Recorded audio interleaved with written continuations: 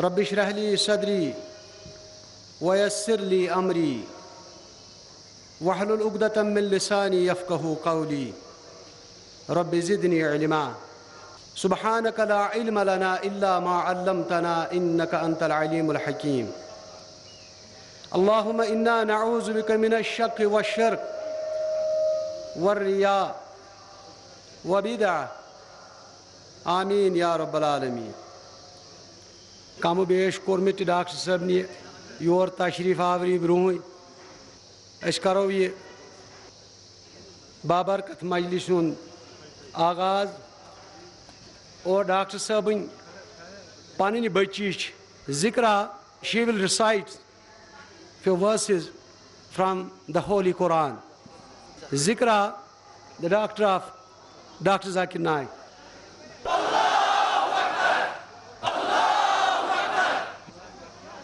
أعوذ بالله من الشيطان الرجيم بسم الله الرحمن الرحيم والفجر وليال عشر والشفع والوتر والليل إذا يسر هل في ذلك قسم لذي حجر ألم تر كيف فعل ربك بعاد إرم ذات العماد التي لم يخلق مثلها في البلاد وثمود الذين جابوا الصخر بالواد وفرعون ذي الأوتاد الذين طغوا في البلاد فأكثروا فيها الفساد فصب عليهم ربك سوط عذاب إن ربك لبالمرصاد فأما الإنسان إذا ما ابتلاه ربه أكرمه ونعمه فيقول ربي أكرمن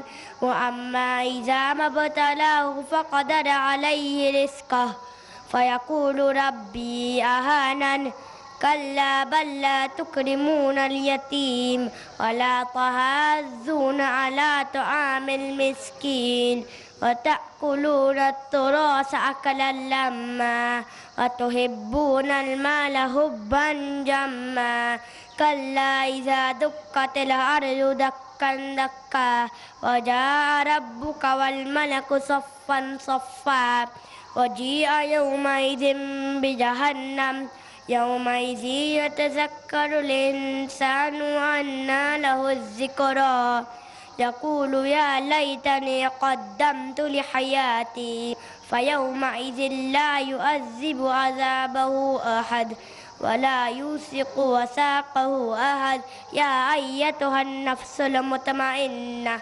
ارجعي إلى ربك راضية مرضية فادخلي في عبادي وادخلي جنتي. یہ چھس بیاکھ نچ بچی ڈاکٹر صٲبن تو یہ ون انگریز پٲٹھۍ پرِ یہ حمدِ باری تعالیٰ.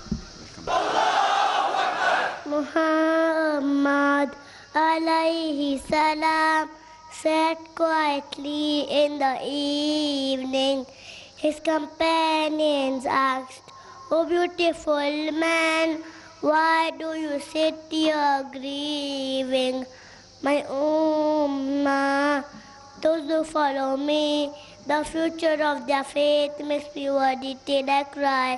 My brothers and sisters in Islam, will they be strong and carry on after I die?" The Prophet stood silently and prayed. His brow becoming wet as he cried for all his fears. "Oh Allah, don't let this nation fail," as he pleaded through the night, the earth around him filled with tears. My ummah, those who follow me, the future of their faith makes me worry till I cry. My brothers and sisters in Islam, will they be strong and carry on after I die? A stillness fell over the land. Companions gathered near to where the Prophet laid. As Aisha, his wife, held tight to his hair, the Prophet spoke again before he passed away. My ummah, those who follow me, the future of their faith makes me worry till I cry. My brothers and sisters in Islam, will they be strong and carry on after I die? Believers, brothers and sisters in Islam, will we be strong and carry on until we die?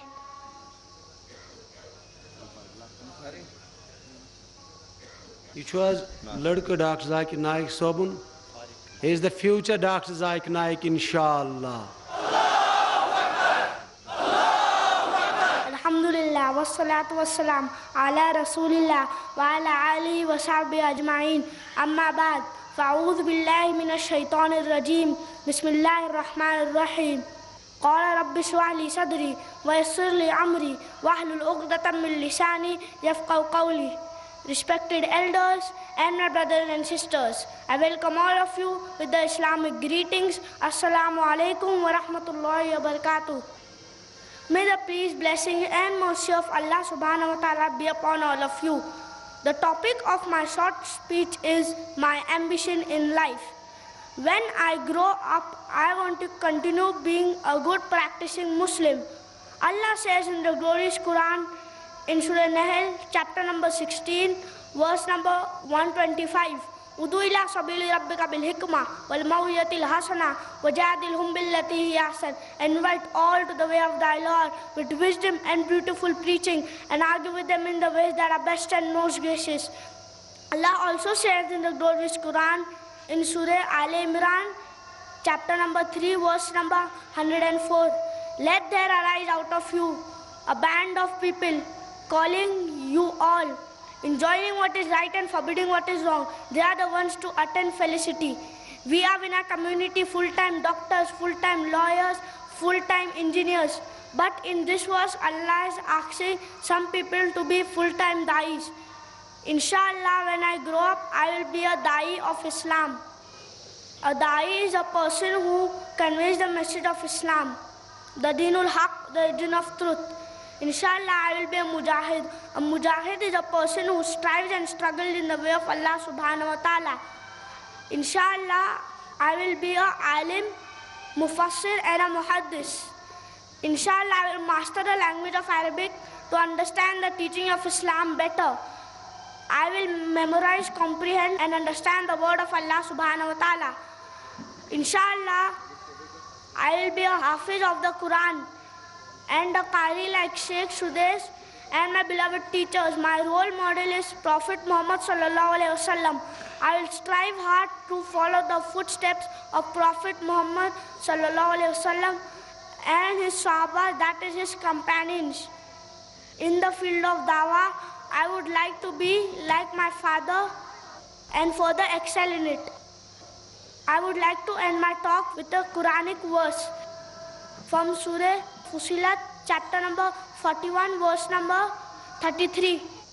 وَمَنْ أَحْسَنُ قَالًا مِّمَّنْ دَعَا إِلَى اللَّهِ وَعَمِلَ صَالِحًا قَالَ إِنَّنِي مِنَ الْمُسْلِمِينَ وَآخِرُ دَعْوَانَا أَنِ الْحَمْدُ لِلَّهِ رَبِّ الْعَالَمِينَ.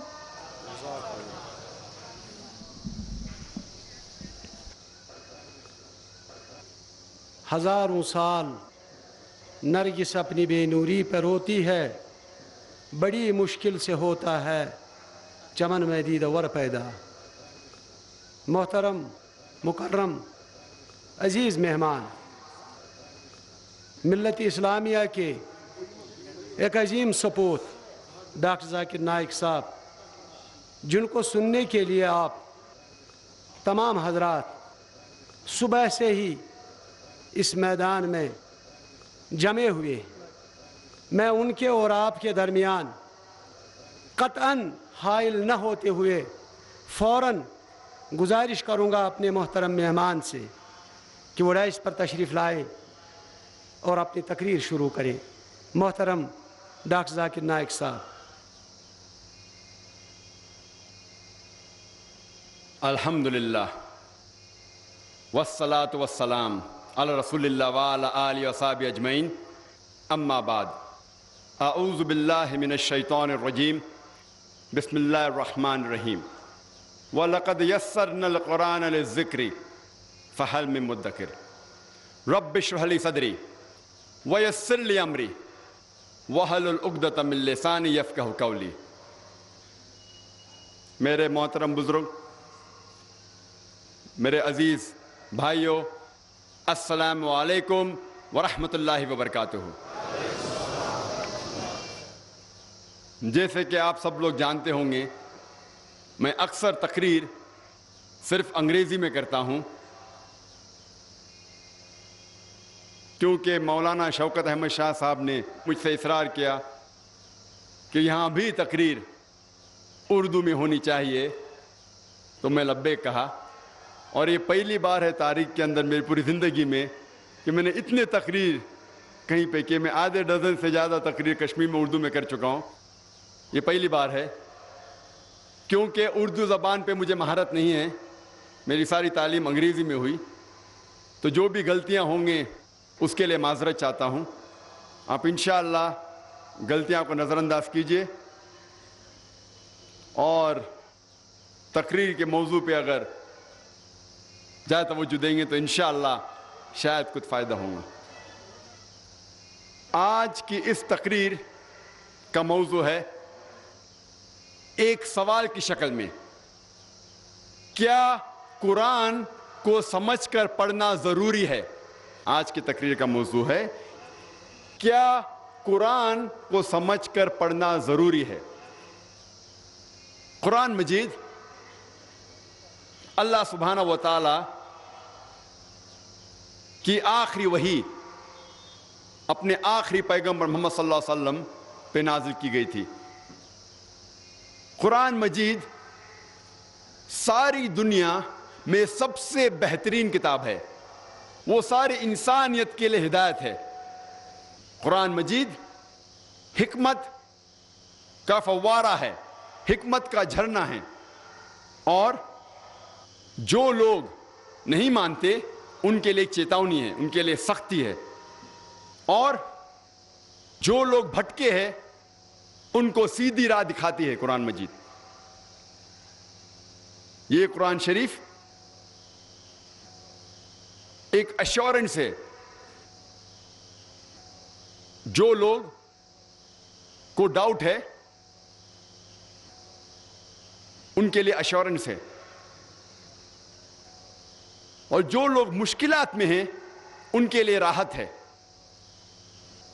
یہ ساری خوبیاں کوئی بھی حاصل نہیں کر سکتا ہے جب تک وہ قرآن مجید کو نہیں پڑھے، قرآن مجید کو نہیں سمجھے، قرآن مجید پہ عمل نہ کرے۔ یہ ساری قرآن مجید کی خوبیاں ہم تبھی حاصل کر سکتے جب ہم قرآن مجید کو پڑھے، اس کو سمجھے اور اس کے اوپر عمل کرے۔ قرآن مجید سارے جہاں میں سب سے زیادہ پڑھی جاتی ہے، لیکن افسوس کی بات ہے کہ قرآن مجید وہی کتاب ہے جو سب سے زیادہ بنا سمجھے پڑھی جاتی ہے۔ یہ وہ کتاب ہے جو لوگ بنا سمجھے پڑھتے ہیں۔ اسی لیے ہم مسلمان اور قرآن مجید کے درمیان جو بندھن ہے، جو رشتہ ہے، وہ کمزور ہوتے جا رہا ہے۔ کتنی افسوس کی بات ہے کہ ایک شخص قرآن کے قریب آتا ہے، قرآن پڑھتا ہے، لیکن اس کے زندگی میں کوئی بھی تبدیلی نہیں آتی، اس کے جینے کے سٹائل میں، اس کے رہن سہن میں کوئی فرق نہیں آتا، اس کا دل ذرا بھی نہیں پگھلتا۔ افسوس کی بات ہے کہ کوئی قرآن مجید کے قریب آتا ہے اور اس میں کوئی تبدیلی نہیں آتی۔ اللہ سبحانہ و تعالیٰ فرماتے ہیں قرآن شریف میں، سورہ آل عمران سورہ نمبر 3 آیت نمبر 110 میں، کنتم خیر امۃ اخرجت للناس۔ اللہ تعالیٰ مسلمانوں سے فرماتے ہیں آپ سارے جہاں میں سب سے بہترین امہ ہیں۔ جب بھی کوئی تعریف کی جاتی ہے، جب بھی کوئی عہدہ دیا جاتا ہے، اس کے ساتھ ذمہ داری ہونا ضروری ہے۔ کوئی بھی عہدے کے ساتھ ذمہ داری ہونا ضروری ہے. جب اللہ سبحانہ و تعالیٰ اس آیت میں فرماتے ہیں, ہم مسلمان سے کہتے ہیں کہ ہم خیر امہ ہیں, سارے جہاں میں سب سے بہترین امہ ہیں, ہمارے اوپر کوئی ذمہ داری نہیں ہے. اسی آیت میں اللہ سبحانہ و تعالیٰ ذمہ داری بھی کہتے. اللہ تعالیٰ فرماتے تأمرون بالمعروف وتنہون عن المنکر وتؤمنون باللہ, کیونکہ ہم لوگوں کو اچھائی کی طرف بلاتے ہیں اور برائی سے روکتے ہیں. اگر ہم لوگوں کو اچھائی کی طرف بلانا چاہتے ہیں اور برائی سے روکنا چاہتے ہیں تو ہمیں ضروری ہے کہ ہم قرآن مجید سمجھ کے پڑھیں. اگر ہم قرآن سمجھ کر نہیں پڑھیں گے تو لوگوں کو اچھائی کی طرف کیسے بلائیں گے اور برائی کی طرف کیسے روکیں گے؟ اور اگر ہم قرآن مجید سمجھ کر نہیں پڑھے اور لوگوں کو اچھائی کی طرف نہیں بلائے اور برائی سے نہیں روکے تو ہم خیرہ امہ کہلانے کے لائق نہیں ہیں, ہم مسلمان کہلانے کے لائق نہیں ہیں. یہ لفظ قرآن عربی لفظ قرأ یا اقرا سے آتا ہے, جس کے معنی ہے کہ پڑھو. آؤ ہم آج جانچے کہ کیوں مسلمان قرآن مجید سمجھ کر نہیں پڑھتے. آؤ ہم سمجھے کہ ہم مسلمان کیوں بہانے بناتے ہیں قرآن مجید کو سمجھ کر نہیں پڑھنے کے. سب سے پہلا جو بہانہ ہے وہ ہے کہ ہم عربی زبان نہیں جانتے. یہ حقیقت ہے کہ ساری دنیا میں 20% سے زیادہ مسلمان ہیں. سارے دنیا میں 125 کروڑ سے زیادہ مسلمان ہیں, لیکن لگ بھگ صرف 15% مسلمان عرب ہیں جن کی مادری زبان عربی ہے. اور عرب مسلمان کے علاوہ چند مسلمان عربی زبان جانتے ہیں.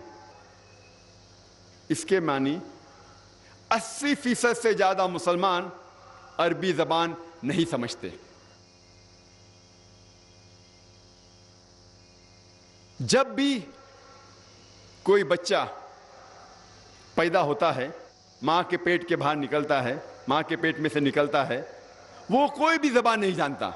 وہ سب سے پہلے اپنی مادری زبان, اپنی ماں کی زبان سیکھتا ہے تاکہ وہ گھر والوں سے گفتگو کر سکے. اس کے بعد وہ محلے کی زبان سیکھتا ہے تاکہ وہ محلے والے سے گفتگو کر سکے.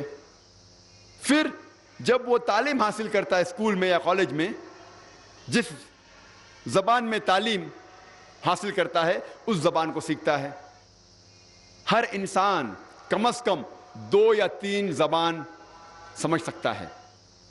کچھ انسان 4, کچھ انسان 5 زبان سمجھ سکتے ہیں. کچھ لنگوسٹ ہیں, کئی زبان بول سکتے ہیں اور سمجھ سکتے ہیں, لیکن عام انسان کم از کم 2 یا 3 زبان سمجھ سکتا ہے اور جانتا ہے. کیا ہمیں ضروری نہیں کہ ہم وہ زبان سمجھے اللہ سبحانہ و تعالیٰ نے جس زبان میں آخری پیغام انسانیت کے لیے پیش کیے؟ کیا ہمیں ضروری نہیں کہ ہم عربی زبان جانیں؟ اور عمر کبھی بھی کوئی بھی اچھے کام کے لیے رکاوٹ نہیں ہے. میں آپ کو مثال پیش کرنا چاہتا ہوں ڈاکٹر موریس بکیل کی. ڈاکٹر موریس بکیل ایک کرسچن تھے, عیسائی تھے. انہیں فرینچ اکیڈمی ایوارڈ ملا تھا ان دا فیلڈ آف میڈیسن, اور انہیں چنا گیا تھا کہ فرعون کی لاش جو بچ گئی تھی اور جو لوگ نے ڈھونڈا 19ویں صدی میں, اسے میوزیم میں رکھا گیا تھا ایجپٹ کے. تو ڈاکٹر موریس بکیل کو چنا گیا تھا اس لاش کے اوپر تحقیق کرنے کو. اور موریس بکیل کیونکہ کرسچن تھے, عیسائی تھے, وہ جانتے تھے کہ بائبل میں لکھا ہوا تھا کہ فرعون جب موسیٰ علیہ السلام کا پیچھا کر رہا تھا, وہ فرعون دریا میں ڈوب جاتا ہے. یہ انہیں پتا تھا. لیکن جب ڈاکٹر مورس بکیل عرب ممالک کا دورہ کر رہے تھے، وہاں ایک عرب نے کہا کہ کچھ نئی بات نہیں کہ آپ نے فرعون کی لاش کو ڈھونڈ نکالا، کیونکہ اللہ سبحانہ و تعالیٰ فرماتے ہیں سورہ یونس میں، سورہ نمبر 10 آیت نمبر 92 میں، اللہ سبحانہ و تعالیٰ فرماتے کہ ہم فرعون کی لاش کو حفاظت سے رکھیں گے، محفوظ رکھیں گے، تاکہ ساری دنیا کے لیے وہ ایک نشانی بنے۔ اور ڈاکٹر مورس بکیل حیران ہوئے کہ یہ کتاب جو 1400 سال پرانی ہے، اس میں کیسے لکھا گیا ہے کہ فرعون کی لاش کو حفاظت سے رکھا جائے گا۔ اسی لیے ڈاکٹر مورس بکیل نے قرآن مجید کا ترجمہ پڑھا، اور ترجمہ پڑھنے کے بعد اتنا متاثر ہوئے کہ قرآن کو اور اچھی طریقے سے سمجھنے کے لیے 50 سال کی عمر میں انہوں نے عربی زبان سیکھی اور قرآن کا مطالعہ کیا۔ اس کے بعد ایک کتاب لکھی، بائبل، قرآن اینڈ سائنس، اور یہ کتاب کافی مشہور ہے اور کئی زبانوں میں اس کا ترجمہ ہو چکا ہے۔ میں نے مثال آپ کو دی آپ کو سمجھانے کے لیے کہ ایک غیر مسلمان، ایک کرسچن، ایک عیسائی 50 سال کی عمر میں قرآن شریف کو اور اچھی طریقے سے سمجھنے کے لیے 50 سال کی عمر میں عربی زبان سیکھتا ہے۔ میں جانتا ہوں کہ ہم سب ڈاکٹر مورس بکیل کی طرح جذبہ نہیں رکھتے ہوں گے، لیکن اگر ہم عربی زبان نہیں جانتے تو کم از کم قرآن مجید کا ترجمہ تو پڑھ سکتے ہیں۔ مولانا عبد المجید دریابادی فرماتے ہیں کہ ساری دنیا میں سب سے مشکل کتاب جس کا ترجمہ ہو سکتا ہے وہ ہے قرآن مجید۔ قرآن مجید ساری دنیا میں سب سے مشکل کتاب ہے جس کا ترجمہ ہو سکتا ہے، کیونکہ قرآن مجید کی زبان اللہ سبحانہ و تعالیٰ کی طرف سے ہے اور ایک بہترین زبان ہے، ایک معجزہ ہے۔ قرآن مجید کی ایک ہی آیت ایک انٹلیکچوئل، ایک ذہین آدمی کو متاثر کرتی ہے، اور وہی آیت ایک عام آدمی کو متاثر کرتی ہے۔ یہ خوبی ہے قرآن مجید کی۔ اور کئی عربی الفاظ اس کے 50 سے زیادہ معنی ہوتے، ایک قرآن مجید کی آیت کے کئی معنی ہوتے۔ اسی لیے یہ اللہ سبحانہ و تعالیٰ کی آخری کتاب سب سے کٹھن کتاب ہے، سب سے مشکل کتاب ہے جس کا ترجمہ ہو سکتا ہے۔ لیکن اس کے باوجود الحمدللہ ثم الحمدللہ کئی علماء نے، کئی مفسرین نے قرآن مجید کا ترجمہ دنیا کے کئی زبانوں میں کیا۔ جتنے میجر لینگویجز ہے، جتنے سب سے زیادہ بولی جانے والی دنیا کے زبانیں ہیں، اس کے اندر الحمدللہ ثم الحمدللہ قرآن مجید کا ترجمہ ہو چکا ہے۔ اگر ہم عربی زبان نہیں جانتے، ہمارا فرض ہے کہ کم از کم ہم قرآن مجید کا ترجمہ پڑھیں، اس زبان میں پڑھیں جس زبان پہ آپ کو مہارت ہے۔ اگر آپ کو اردو پہ مہارت ہے تو قرآن مجید کا ترجمہ اردو میں پڑھیے، اگر آپ کو کشمیری پہ مہارت ہے تو کشمیری میں پڑھیے، اگر آپ کو انگریزی پہ مہارت ہے تو انگریزی میں پڑھیے، اگر آپ کو مراٹھی پہ مہارت ہے تو مراٹھی میں پڑھیے، لیکن کم از کم قرآن مجید کا ترجمہ ضرور پڑھیے۔ ہم مسلمان اکثر بہانے بناتے ہیں کہ ہم بہت بزی ہیں، ہم بہت مصروف ہیں۔ ہم مصروف ہیں ہمارے تجارت میں، ہم مصروف ہیں پڑھائی میں، اسکول میں، کالج میں، یونیورسٹی میں، ہم مصروف ہیں کیونکہ ہم کام پہ جاتے ہیں۔ ہمارے پاس قرآن مجید کا ترجمہ پڑھنے کے لیے ٹائم نہیں ہے۔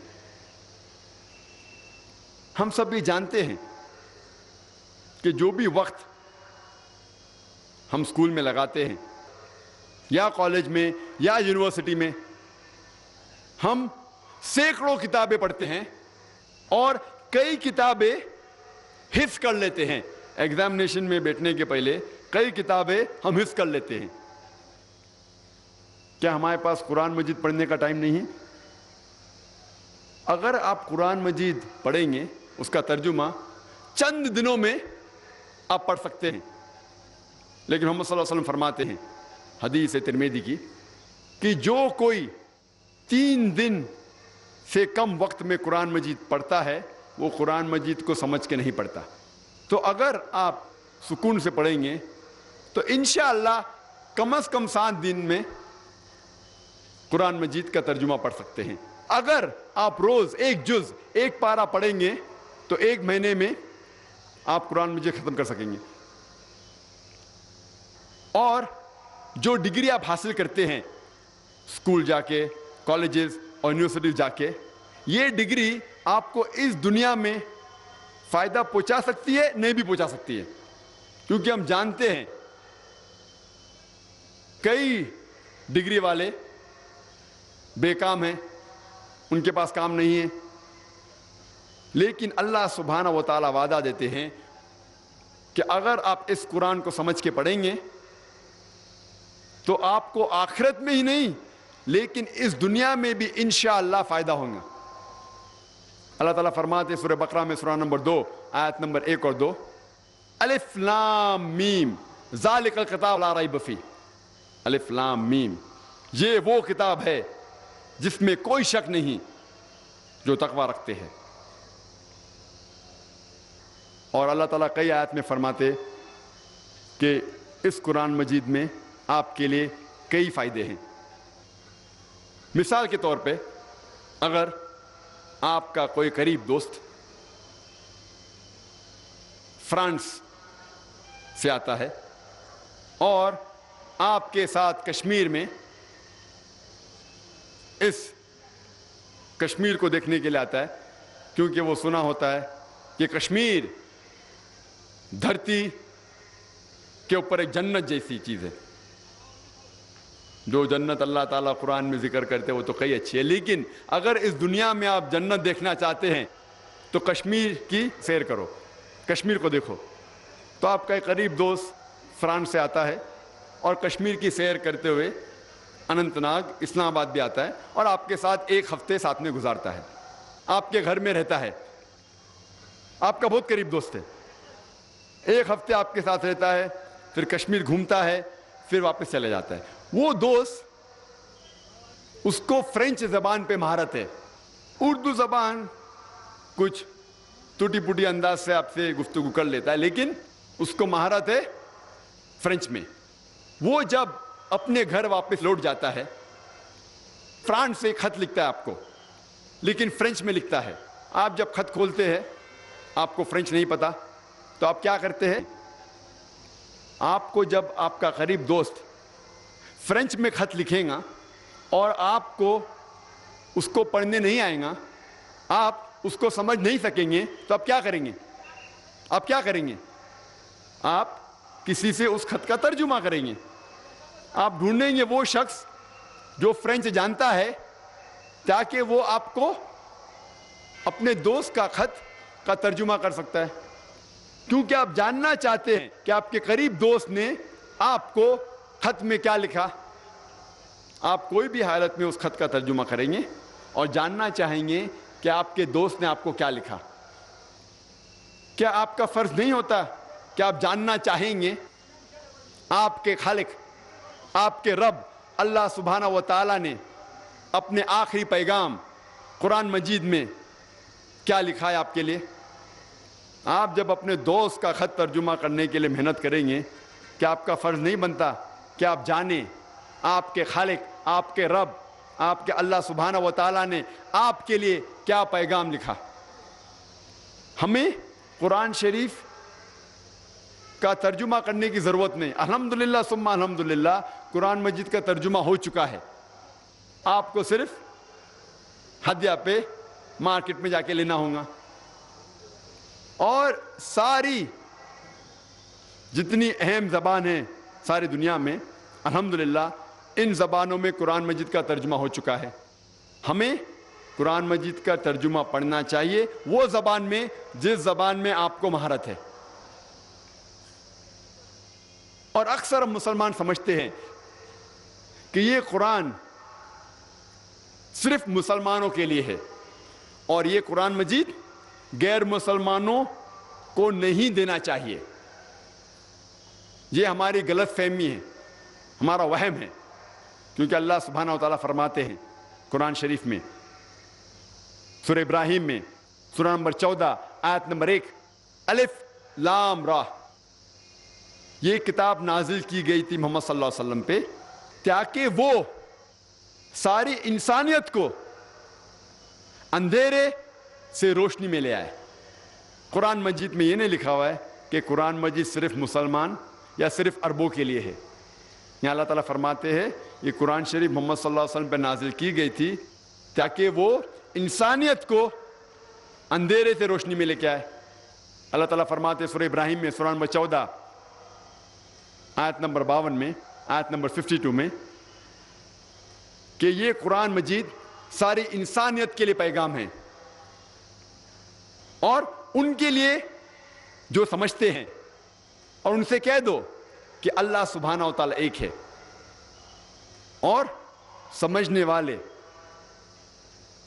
اللہ کے کلام کو سمجھیں گے.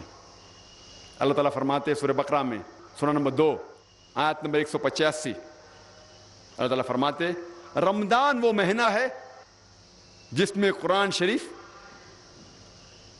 نازل ہو چکا تھا اور یہ ساری انسانیت کے لیے ہدایت کی کتاب ہے تاکہ لوگ سمجھ سکے غلط کیا ہے اور صحیح کیا ہے.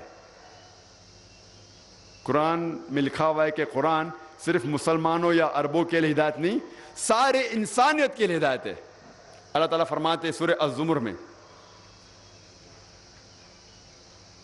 چیپٹر نمبر 39 سورہ نمبر 39 آیت نمبر 41 میں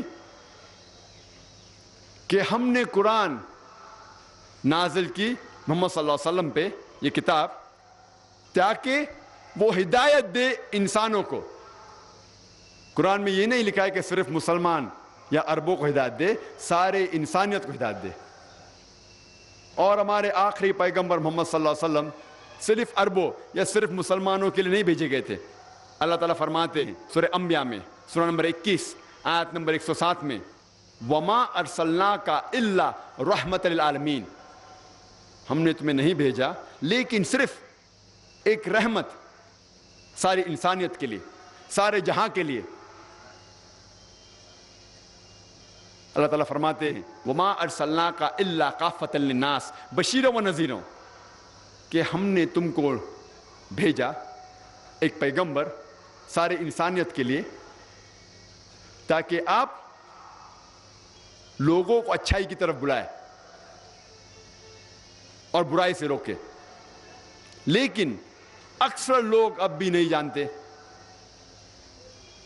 ہمیں قرآن مجید کے ان آیتوں سے سمجھ میں آتا ہے کہ قرآن مجید اور محمد صلی اللہ علیہ وسلم ساری انسانیت کے لیے بھیجے گئے تھے, مسلمانوں کے لیے بھی اور غیر مسلمانوں کے لیے بھی. لیکن ہم مسلمان لوگ قرآن مجید کو سمجھ کے تو پڑھتے نہیں, لیکن اتنی حفاظت کرتے اس کی کہ دوسروں کو بھی پڑھنے نہیں دیتے. کہتے ہیں کہ قرآن مجید کو جو لوگ نجیس ہے وہ ہاتھ نہیں لگا سکتے, اور قرآن شریف کی ایک آیت کوٹ کرتے, قرآن مجید کی ایک آیت کا حوالہ دیتے ہیں سورہ واقعہ سورہ نمبر 56 چیپٹر 56 آیت نمبر 77 to 82 جس میں لکھا ہوا ہے کہ یہ وہ قرآن ہے جو اللہ سبحانہ و تعالیٰ نے نازل کیا اور اسے کوئی بھی نہیں ہاتھ لگائے گا صرف وہ جو مطہرین ہیں. لوگ سمجھتے ہیں اس آیت سے یہ معلوم ہوتا ہے کہ کوئی بھی نہیں ہاتھ لگا سکتا ہے صرف جو وضو میں ہیں اور جو پاک ہیں. اگر اس آیت کی معنی ہوتی کہ کوئی بھی قرآن شریف کو اس قرآن شریف جو مصحف ہے اس کو کوئی نہیں ہاتھ لگا سکتا ہے، صرف وہ جو پاک ہے، جو وضو میں. تو کوئی بھی شخص، کوئی بھی غیر مسلمان دکان پہ جا کے 100 روپے میں 150 روپے میں قرآن مجید خرید سکتا ہے اور ہاتھ لگا سکتا ہے، اور قرآن مجید غلط ثابت ہو جائے گا. جب قرآن مجید کہتے ہیں اس کا مطلب یہ مصحف نہیں ہے، یہ قرآن شریف کتاب نہیں ہے، وہ قرآن مجید جو لوح محفوظ میں ہے، جس کا ذکر سورہ برج میں بھی ہے، سورہ نمبر 85 آیت نمبر 22 میں، لوح محفوظ. اگر آپ دیکھیں گے اس آیت کہ نزول قرآن کیوں نازل ہوا، کچھ لوگ کہتے تھے، کئی لوگ کافر اور مشرکین کہتے تھے کہ محمد صلی اللہ علیہ وسلم کو نعوذ باللہ یہ وحی شیطان کی طرف سے آتی تھی. اللہ سبحانہ و تعالیٰ فرماتے ہیں کہ یہ لوح محفوظ کے نزدیک کوئی بھی نہیں آ سکتا، صرف وہ لوگ جو مطہرین ہیں. مطہرین کے معنی وہ جس نے کوئی بھی گناہ نہیں کیا، وہ بالکل پاک ہے، صرف جسم سے نہیں، سارے طریقے سے. اس کے معنی ہیں کہ فرشتے. اور اگر آپ پڑھیں گے طبری کے تفسیر کے اندر، وہ کہتے ہیں کہ یہ قرآن مجید کا جو ذکر ہو رہا ہے اس قرآن کا جو 7ویں آسمان پہ ہے لوح محفوظ میں، اور انہیں کوئی نہیں ہاتھ لگا سکے گا، صرف فرشتے. تو شیطان تو قریب آ ہی نہیں سکتا. اس کے معنی یہ نہیں کہ کوئی بھی انسان جو پاک نہیں ہے وہ ہاتھ نہیں لگا سکتا. ہاں، پاک ہونا اور وضو میں ہونا اچھی بات ہے، لیکن اس آیت سے یہ نہیں ثابت ہوتا ہے کہ فرض ہے. اور کچھ لوگ کہتے ہیں ہم قرآن مجید کا صرف ترجمہ دیں گے، عربی متن قرآن شریف عربی میں ساتھ ساتھ نہیں دیں گے. اگر کوئی صرف ترجمہ بھی دینا چاہتا ہے مجھے کوئی اعتراض نہیں، لیکن میں خصوصاً جب میں دیتا ہوں کوئی غیر مسلمان کو قرآن، ترجمے کے ساتھ عربی متن عربی قرآن بھی دیتا ہوں، کیونکہ ترجمے میں کوئی بھی غلطی اگر ہو، اور ترجمے تو انسان کرتے ہیں، غلطی تو کہاں نہ کہاں کریں گے ہی. اگر کوئی ترجمے میں غلطی ہوں گی تو وہ اللہ سبحانہ و تعالیٰ کی طرف سے نہیں ہے، وہ انسان کی طرف سے ہے. اسی لیے میں خود ترجمے کے ساتھ عربی بھی دینا پسند کرتا ہوں، کیونکہ مثال کے طور پہ اکثر آپ اگر پڑھیں گے سورہ لقمان کی آخری آیت، سورہ لقمان سورہ نمبر 31 آیت نمبر 34 میں ذکر کرتا ہے اللہ تعالیٰ کہ اللہ کے علاوہ کوئی بھی نہیں جانتا کہ ماں کے پیٹ کے اندر جو بچہ ہے وہ کیسا ہوگا. اگر آپ اردو ترجمہ پڑھیں گے، اکثر اردو ترجمے میں لکھا ہوا ہے کہ کوئی بھی نہیں جانتا کہ ماں کے پیٹ کے اندر جو بچے کا جنس ہے وہ لڑکا ہے کہ لڑکی ہے، کوئی نہیں جانتا، صرف اللہ تعالیٰ جانتے ہیں. اور اگر کوئی غیر مسلمان پڑھیں گا کہ قرآن شریف میں اللہ تعالیٰ فرماتے ہیں کہ اللہ کے علاوہ کوئی بھی نہیں جانتا ماں کے پیٹ کے اندر لڑکا ہے کہ لڑکی ہے، اور اگر وہ ذرا بھی سائنس کے بارے میں جانتا ہے، وہ کہیں گا یہ غلط ہے، کیونکہ آج سائنس ایڈوانس ہو چکی ہے. الٹراسونوگرافی، ایمنیوسینٹس کے ذریعے آسانی سے ہمیں پتہ چل سکتا ہے کہ ماں کے پیٹ کے اندر لڑکا ہے لڑکی ہے. اگر آپ عربی پڑھیں گے اس کے اندر لفظ جنس ہے ہی نہیں، اس میں صرف یہ لکھا ہوا ہے کہ کوئی بھی نہیں جانتا، صرف کوئی بھی نہیں جانتا ماں کے پیٹ کے اندر بچہ کیسا ہوگا، صرف اللہ تعالیٰ کے علاوہ. کیسا ہوگا کے معنی وہ ماں کے پیٹ کے باہر نکلنے کے بعد اچھا ہوگا یا برا ہوگا، معاشرے کے لیے فائدے مند ہوگا یا نقصان دار، وہ آخرت میں جنت جائے گا یا جہنم جائے گا، کوئی بھی نہیں جانتا. اور سارے ڈاکٹر سارے مشین بھی اکٹھا کریں گے تو کوئی بھی یہ نہیں کہہ سکے گا کہ وہ لڑکا وہ بچہ جنت میں جائیں گا جہنم میں جائیں گا. تو اس میں غلطی ہے ترجمے کرنے والے کی. تو اسی لیے میں خصوصاً چاہتا ہوں کہ جب بھی ترجمہ دے غیر مسلمان کو تو عربی کے ساتھ دے، تو ہم کہہ سکتے ہیں کہ عربی کے اندر یہ غلطی نہیں ہے، یہ ترجمہ کرنے والے کی غلطی ہے. اور جو لوگ کہتے ہیں کہ اگر آپ عربی قرآن غیر مسلمان کو دیں گے اور آپ کو سزا ملیں گی، تو میں کہتا ہوں کوئی حرج نہیں. اگر اللہ تعالیٰ مجھے ذمہ دار ٹھہرائیں گے عربی قرآن کوئی غیر مسلمان کو دینے کے لیے، تو میں میرے آخری رسول محمد صلی اللہ علیہ وسلم کے ساتھ ہوں گا. کیونکہ محمد صلی اللہ علیہ وسلم کی سیرت سے میں یہ معلوم ہوتا ہے کہ محمد صلی اللہ علیہ وسلم نے غیر مسلمان بادشاہوں کو خط لکھوائے، صحابہ سے کہا کہ خط لکھو، اور اس خط میں قرآن کے آیت بھی لکھوائے کئی بادشاہوں کو لکھا، یمن کے بادشاہ، مصر کے بادشاہ، ایمپر ہرکولس، کئی بادشاہوں کو لکھا کہ آپ اسلام قبول کرو. اور اس خط کے اندر صحاباؤں کے ذریعے قرآن کی آیت بھی لکھی، اور کئی بادشاہوں نے الحمدللہ اسلام قبول کیا. کئی بادشاہوں نے خط کو پھاڑ دیا اور پیر کے نیچے مسلا. ایسا ایک خط موجود ہے کوپٹا کی میوزیم میں، جس کے اندر اللہ کے رسول سورہ عمران سورہ نمبر 3 آیت نمبر 64 لکھواتے ہیں، جس میں ذکر ہے کل یا اہل الکتاب، کہو اہل کتاب سے، تعالوا الی کلمۃ سواء بین بینکم، آؤ اس بات کی طرف جو آپ اور ہم میں یکساں ہے. سب سے پہلی بات ہے اللہ نعبد الا اللہ، کہ اللہ سبحانہ و تعالیٰ ایک ہے. ولا نشرک بہ شیئا، اللہ کے ساتھ کسی کو شریک نہ کرے. ولا نشرک بہ شیئا ولا یتخذ بعضنا بعضا اربابا من دون اللہ، ہم آپ اور ہم میں سے اللہ کے علاوہ کسی کو رب نہ بنائیں. فَإِن تَوَلَّوْا فَقُولُوا اشْهَدُوا بِأَنَّا مُسْلِمُونَ، اگر وہ پھر بھی نہیں مانے تو آپ شہادت دو کہ ہم مسلم ہیں. یہ قرآن مجید کی آیت سورہ عمران سورہ نمبر 3 آیت نمبر 64 میں ہمیں ایک طریقہ دکھاتا ہے کس طریقے سے غیر مسلمانوں سے گفتگو کرنا چاہیے، بات چیت کرنا چاہیے، کس طریقے سے دعوت دینا چاہیے.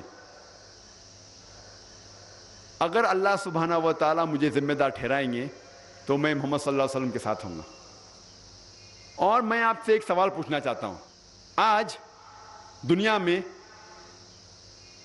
لگ بھگ 1.5 کروڑ عرب ہیں جو کرسچن ہیں، کاپٹک کرسچن ہیں. 1.5 کروڑ، 150 لاکھ لگ بھگ عرب ہے جو کرسچن ہیں، عیسائی ہیں، جنم سے عیسائی ہیں، سینکڑوں سالوں سے عیسائی ہے. میں آپ سے یہ پوچھنا چاہتا ہوں، یہ عرب عیسائی کو آپ کون سا ترجمہ دیں گے؟ قرآن مجید کا کون سا ترجمہ دیں گے؟ عربی زبان تو ان کی مادری زبان ہے، آپ قرآن مجید کا پھر سے عربی میں ترجمہ کریں گے؟ آپ اصل نسخہ دیں گے قرآن مجید کا، اصل نسخہ دیں گے عربی میں. اسی لیے میں کہتا ہوں کہ ہمارا فرض ہے کہ ہم قرآن مجید پڑھیں، سمجھے، عمل کرے اور باقی لوگوں کو قرآن کا پیغام پھیلائے. اکثر کئی مسلمان کہتے ہیں یہ قرآن مجید صرف عالم لوگ، صرف عالم علماء قرآن شریف کو سمجھ کے پڑھنا چاہیے. یہ قرآن مجید ایسی کٹھن کتاب ہے، ایسی مشکل کتاب ہے کہ صرف عالم لوگ سمجھ سکتے ہیں، عام آدمی اسے نہیں سمجھ سکتا. کئی مسلمان کہتے ہیں کہ قرآن مجید کو سمجھنے کا کام صرف علماء کا ہے، صرف عالموں کا ہے، عام آدمی نہیں سمجھ سکتا. میں نے تقریر ایک قرآن مجید کی آیت سے کی جو کم از کم ایک ہی سورے میں اللہ سبحانہ و تعالیٰ 4 دفعہ دہراتے ہیں. اللہ تعالیٰ فرماتے سورہ قمر میں سورہ نمبر 54، سورہ نمبر 54 اللہ تعالیٰ فرماتے آیت نمبر 17 میں، آیت نمبر 22 میں، آیت نمبر 32 میں اور آیت نمبر 40 میں وَلَقَدْ يَسَّرْنَا الْقُرْآنَ لِلذِّكْرِ فَهَلْ مِن مُدَّكِرٍ، ہم نے قرآن آپ کے لیے آسان بنایا، آپ سمجھ سکے اسے، آپ اسے یاد رکھ سکے. وَلَقَدْ يَسَّرْنَا الْقُرْآنَ لِلذِّكْرِ فَهَلْ مِن مُدَّكِرٍ، ہم نے یہ قرآن مجید آپ کو سمجھنے کے لیے آسان بنایا.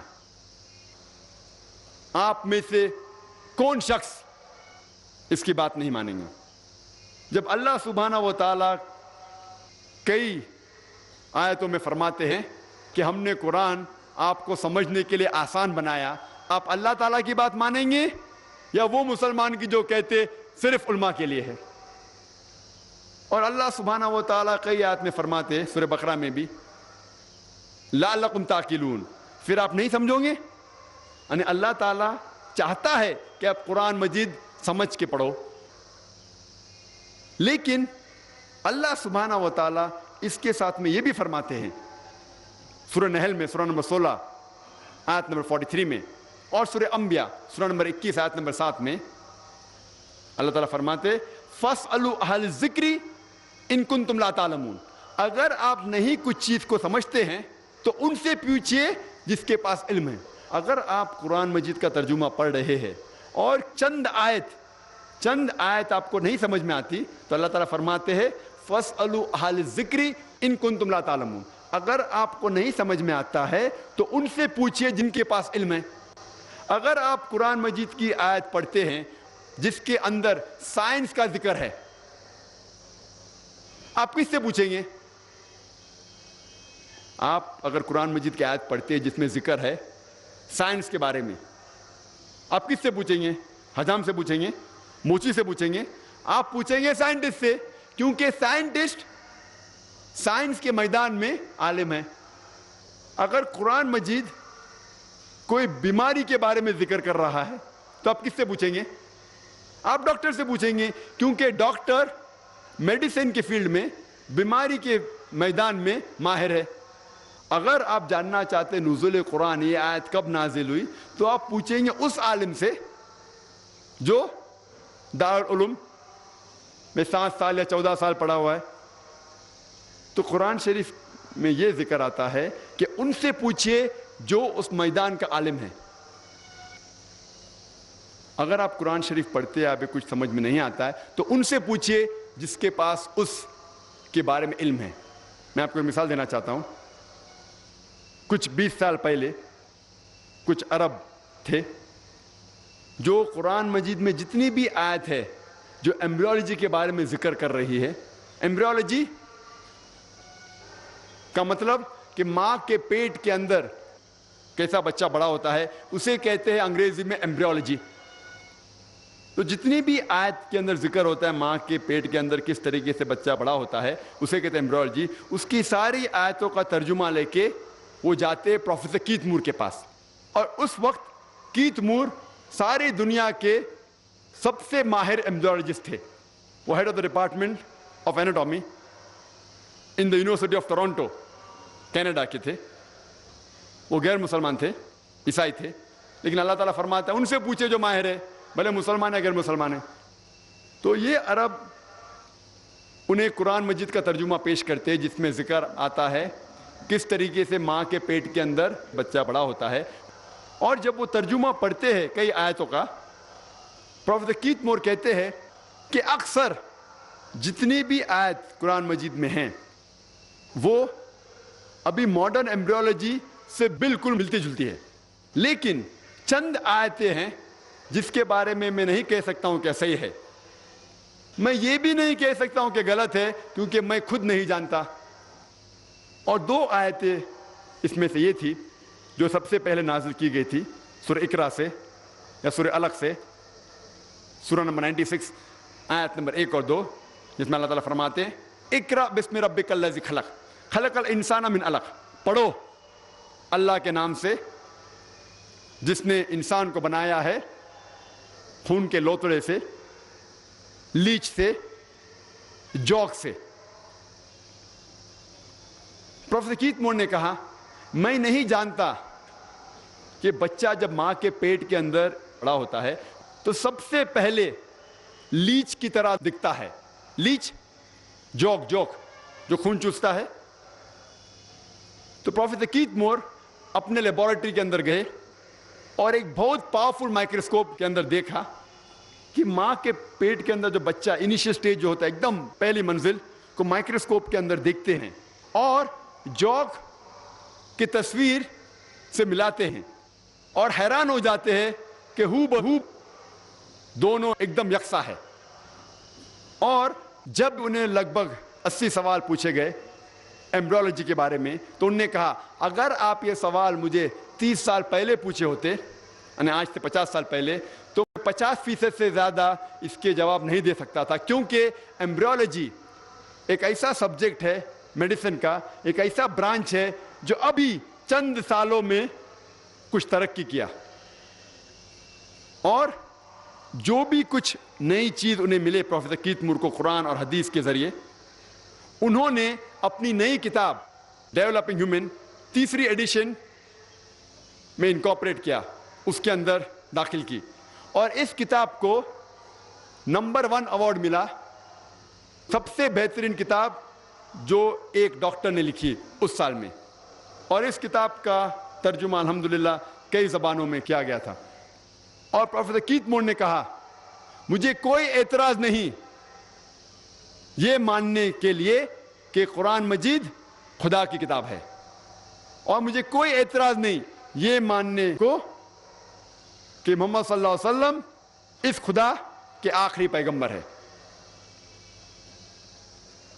اس مثال سے ہمیں یہ معلوم ہوتا ہے کہ جب بھی آپ کو نہیں پتا ان سے پوچھئے جو اس فیلڈ، اس میدان کا ماہر ہے۔ جب بھی آپ کوئی مشینری خریدتے ہیں تو اس کے ساتھ آتا ہے انسٹرکشن مینیول، کس طریقے سے مشین کو استعمال کرنا چاہیے۔ جب ہم ٹیپ ریکارڈر خریدتے ہیں، ہم ویڈیو کیسٹ ریکارڈر خریدتے ہیں، ہم کمپیوٹر خریدتے ہیں، اس کے ساتھ آتا ہے انسٹرکشن مینیول، کس طریقے سے مشین کو استعمال کیا جانا چاہیے۔ مثال کے طور پر اگر وی سی آر خریدتے تو اس میں لکھا رہتا ہے کہ ویڈیو کیسٹ پلے کرنے کے لیے کیسٹ ڈالو اور پلے کا بٹن دباؤ، روکنے کے لیے اسٹاپ کا بٹن دباؤ، فاسٹ فارورڈ کے لیے F بٹن دباؤ۔ ایک انسٹرکشن مینیول ساتھ میں آتی ہے۔ اگر آپ مجھے اجازت دیں گے کہ انسان کو مشین کہنے کے لیے ہمیں یہ ماننا پڑے گا کہ سب سے کٹھن، سب سے مشکل مشین انسان ہے، سب سے پیچیدہ مشین انسان ہے، کیا اس مشین کے لیے کوئی انسٹرکشن مینیول کی ضرورت نہیں، کوئی کتاب کی ضرورت نہیں؟ اس مشین کی کتاب ہے اللہ کا آخری کلام قرآن مجید۔ اس قرآن مجید میں لکھا ہوا ہے کس طریقے سے اس مشین کی حفاظت کرنا چاہیے، کس طریقے سے اس مشین کو چلانا چاہیے، اس مشین کے لیے کیا کیا فائدے ہیں۔ ہر مشین کے ساتھ ایک کتاب آتی ہے۔ اس مشین انسان کی کتاب ہے اللہ کا آخری کلام قرآن۔ اور جب بھی آپ کوئی مشین خریدتے ہیں، اگر آپ جاپنیز مشین خریدتے ہیں اور جاپنیز کیٹلاگ آئیں گا، آپ پڑھ نہیں سکتے، آپ کیا کرتے؟ آپ بولتے دکان والے سے ہمیں ہندی کیٹلاگ دیجئے، اردو کیٹلاگ دیجئے تو کہ ہم سمجھ سکے۔ بھلے میں جاپنیز مشین استعمال کرتا ہوں لیکن میں انگریزی کیٹلاگ لیتا ہوں ساتھ میں، کیونکہ میں جاپنیز نہیں سمجھتا ہوں۔ تو اگر آپ عربی قرآن مجید نہیں سمجھ سکتے تو کم از کم اس قرآن مجید کا ترجمہ پڑھو اور سمجھو، اور اس مشین کو صحیح طریقے سے استعمال کرو۔ میں ایک مثال پیش کرنا چاہتا ہوں آپ سے، ایک چٹکلا، ایک لطیفہ۔ جب موٹر کار ہندوستان میں سب سے پہلی بار آئی تھی تو لوگوں کو موٹر گاڑی چلانے نہیں آتا تھا، تو کمپنی کیا کرتی تھی؟ موٹر گاڑی کے ساتھ ڈرائیور بھی دیتی تھی۔ لوگ کو گاڑی چلانے نہیں آتا ہے، خرید کے کیا کریں گی؟ تو کمپنی موٹر گاڑی کے ساتھ ڈرائیور بھی دیتی تھی۔ تو ایک حیدرآباد کے نواب بہت امیر ایک بار ایک موٹر گاڑی خریدتے ہیں، تو اس کے ساتھ میں کمپنی ان کو ڈرائیور بھی دیتی ہے۔ تو ایک صبح نواب صاحب اٹھتے ہیں اور ڈرائیور سے کہتے ہیں ڈرائیور موٹر گاڑی تیار کرو، مجھے میری بیگم صاحبہ کو شاپنگ کے لیے لے کے جانے کا، شاپنگ کے لیے۔ تو ڈرائیور کہتا ہے نواب صاحب گاڑی خراب ہو گئی ہے۔ نواب صاحب تیش میں آ کے کہتے ہیں گاڑی کوئی بھی حالت میں فوراً تیار کرو، مجھے میری بیگم صاحبہ کو شاپنگ کے لیے لے کے جانے کا ہے۔ تو ڈرائیور نواب صاحب سے کہتا ہے کہ گاڑی کو صحیح کرنے کے لیے مجھے ضرورت ہے 10 کلو گھی کی، اصل گھی، 20 کلو شہد، 30 لیٹر دودھ اور 40 کلو چاول، وہ بھی باسمتی چاول۔ تو نواب صاحب 10 کلو اصل گھی دیتے ہیں، 20 کلو شہد دیتے ہیں، 30 لیٹر دودھ دیتے ہیں اور 40 کلو چاول، باسمتی چاول دیتے ہیں۔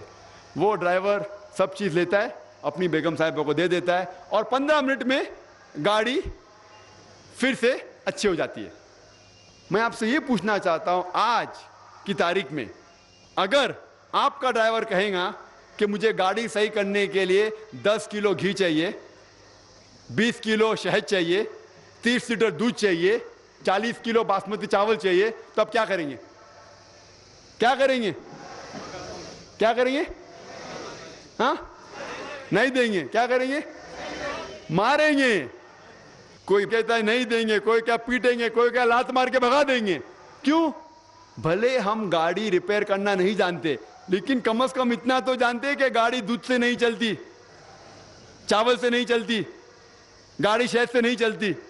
ہم بھلے میکینک نہیں ہیں, لیکن ہمارے پاس گاڑی کا کم از کم اتنا علم تو ہے کہ وہ چاول سے نہیں چلتی, دودھ سے نہیں چلتی, شہد سے نہیں چلتی, گھی سے نہیں چلتی. اسی طریقے سے اگر ہر مسلمان قرآن کو کم از کم سمجھ کے پڑھے, بھلے ہم عالم نہیں ہیں, تو کوئی بھی مولانا, کوئی بھی عالم آپ کو گھمائے گا نہیں. آج کے ماحول میں آپ دیکھتے مسلمان فرقوں میں بٹے ہوئے, یہ عالم وہ کہتا ہے, یہ عالم یہ کہتا ہے, یہ عالم وہ کہتا ہے, یہ مولانا یہ کہتا ہے.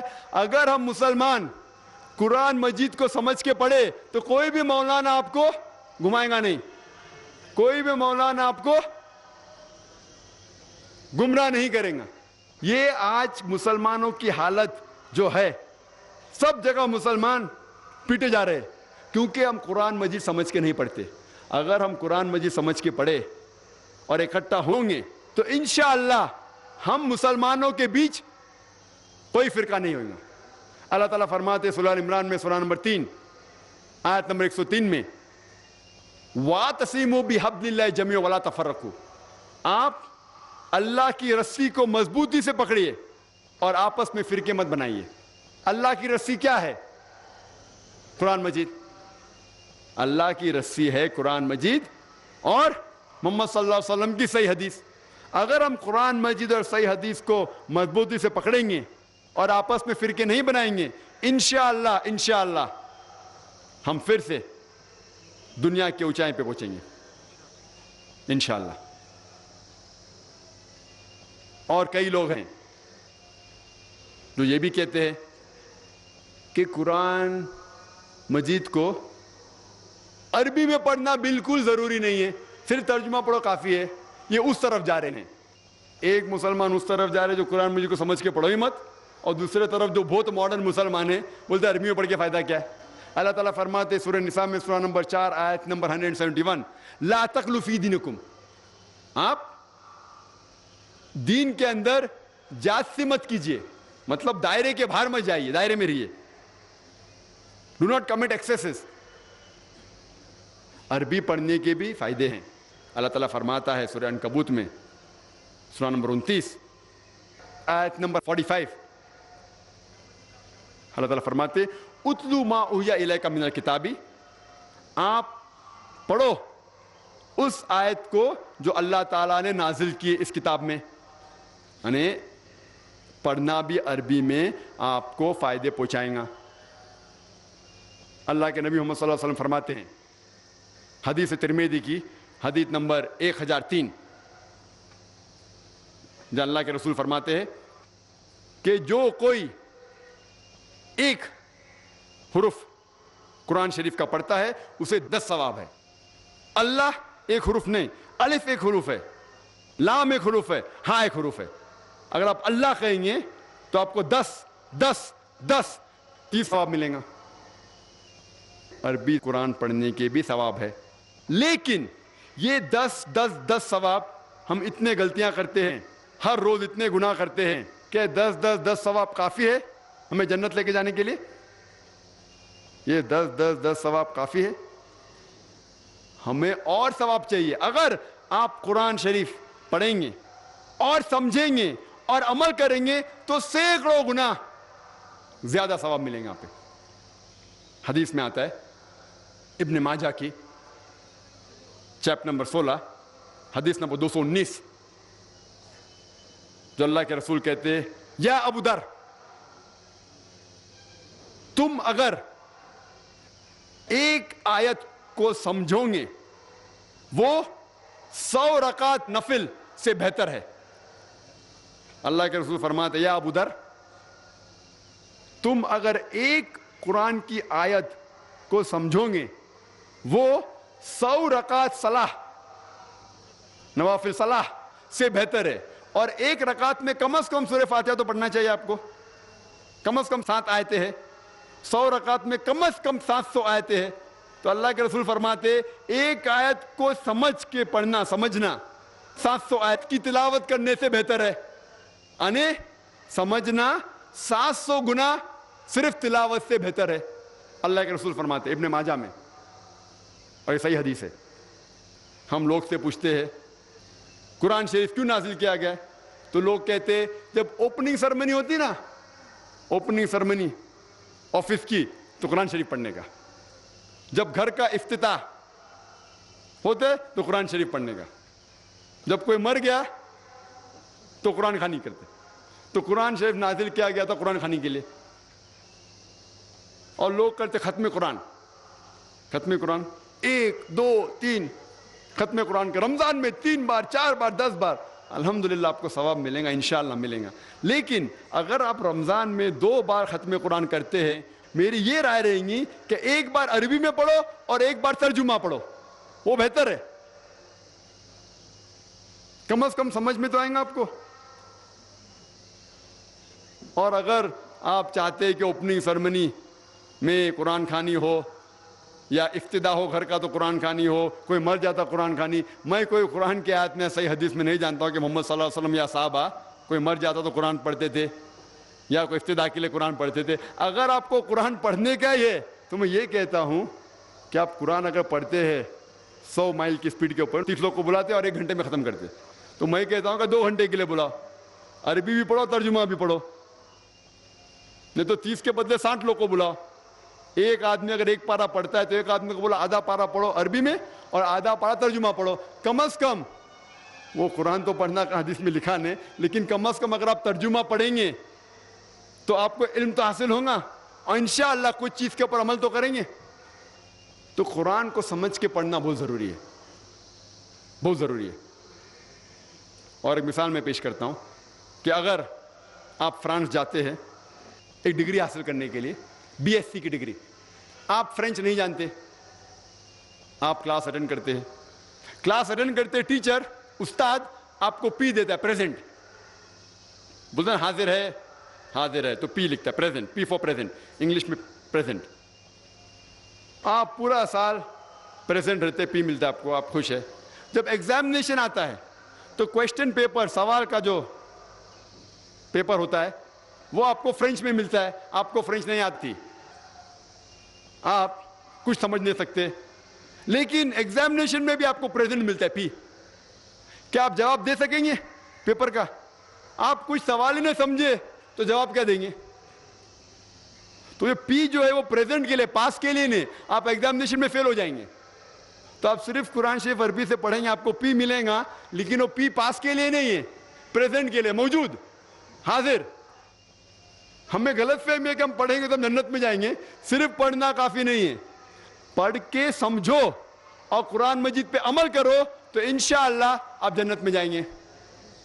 ہم کیا کرتے, الحمدللہ قرآن مجید کو عزت دیتے, اور اکثر ہم لوگ کیا کرتے, اتنی عزت دیتے کہ اس کا مقصد ہی فوت ہو جاتا ہے. ہم قرآن مجید کو ایک دم اوپر کے شیلف پہ, الماری کے سب سے اونچی جگہ پہ رکھتے ہیں, اتنا اونچا رکھتے ہیں کہ اگر پڑھنے کی چاہت ہو تو چڑھنا نکالنا 10 بار سوچیں گے. اور اس کے اوپر دھول آتی ہے, دھول لگی ہوتی ہے. جو کتاب ہم روز استعمال کرنا چاہتے وہ کتاب ایسے ہائٹ پہ رکھنا چاہیے, ایسے جگہ پہ رکھنا چاہیے جو آسانی سے نکالی جا سکتی. قرآن شریف, قرآن مجید ہمارے لیے ایک ہدایت کی کتاب ہے, روز کی زندگی کے لیے ہدایت ہے. تو ایسے جگہ رکھو کہ فوراً اس کو حاصل کر سکے, پڑھ سکے.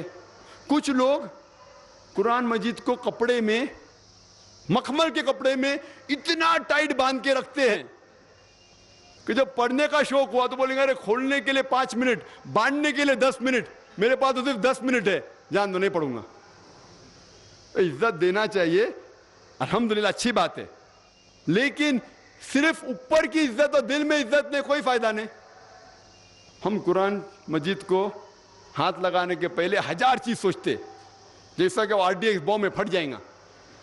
کہ ہم قرآن مجید کو, میں جوتا پہنا ہوں ہاتھ لگا سکتا ہوں کیا نہیں, میری وضو نہیں ہاتھ لگا سکتا ہوں کیا نہیں, میں کھڑا ہوں تو پڑھ سکتا ہوں کیا نہیں, میں گاڑی میں سفر کر رہا ہوں قرآن شریف پڑھ سکتا ہوں کیا نہیں, میں آفس میں پڑھ سکتا ہوں کیا نہیں. قرآن میں کہاں نہیں لکھا کہ کھڑے ہو کے مت پڑھو, جوتے پہن کے مت پڑھو, آفس میں مت پڑھو, سفر کرے تو مت پڑھو. یہ ہمارے غلط فہمیاں ہیں. قرآن شریف ایسی کتاب ہے جو روز آپ پڑھنا چاہیے.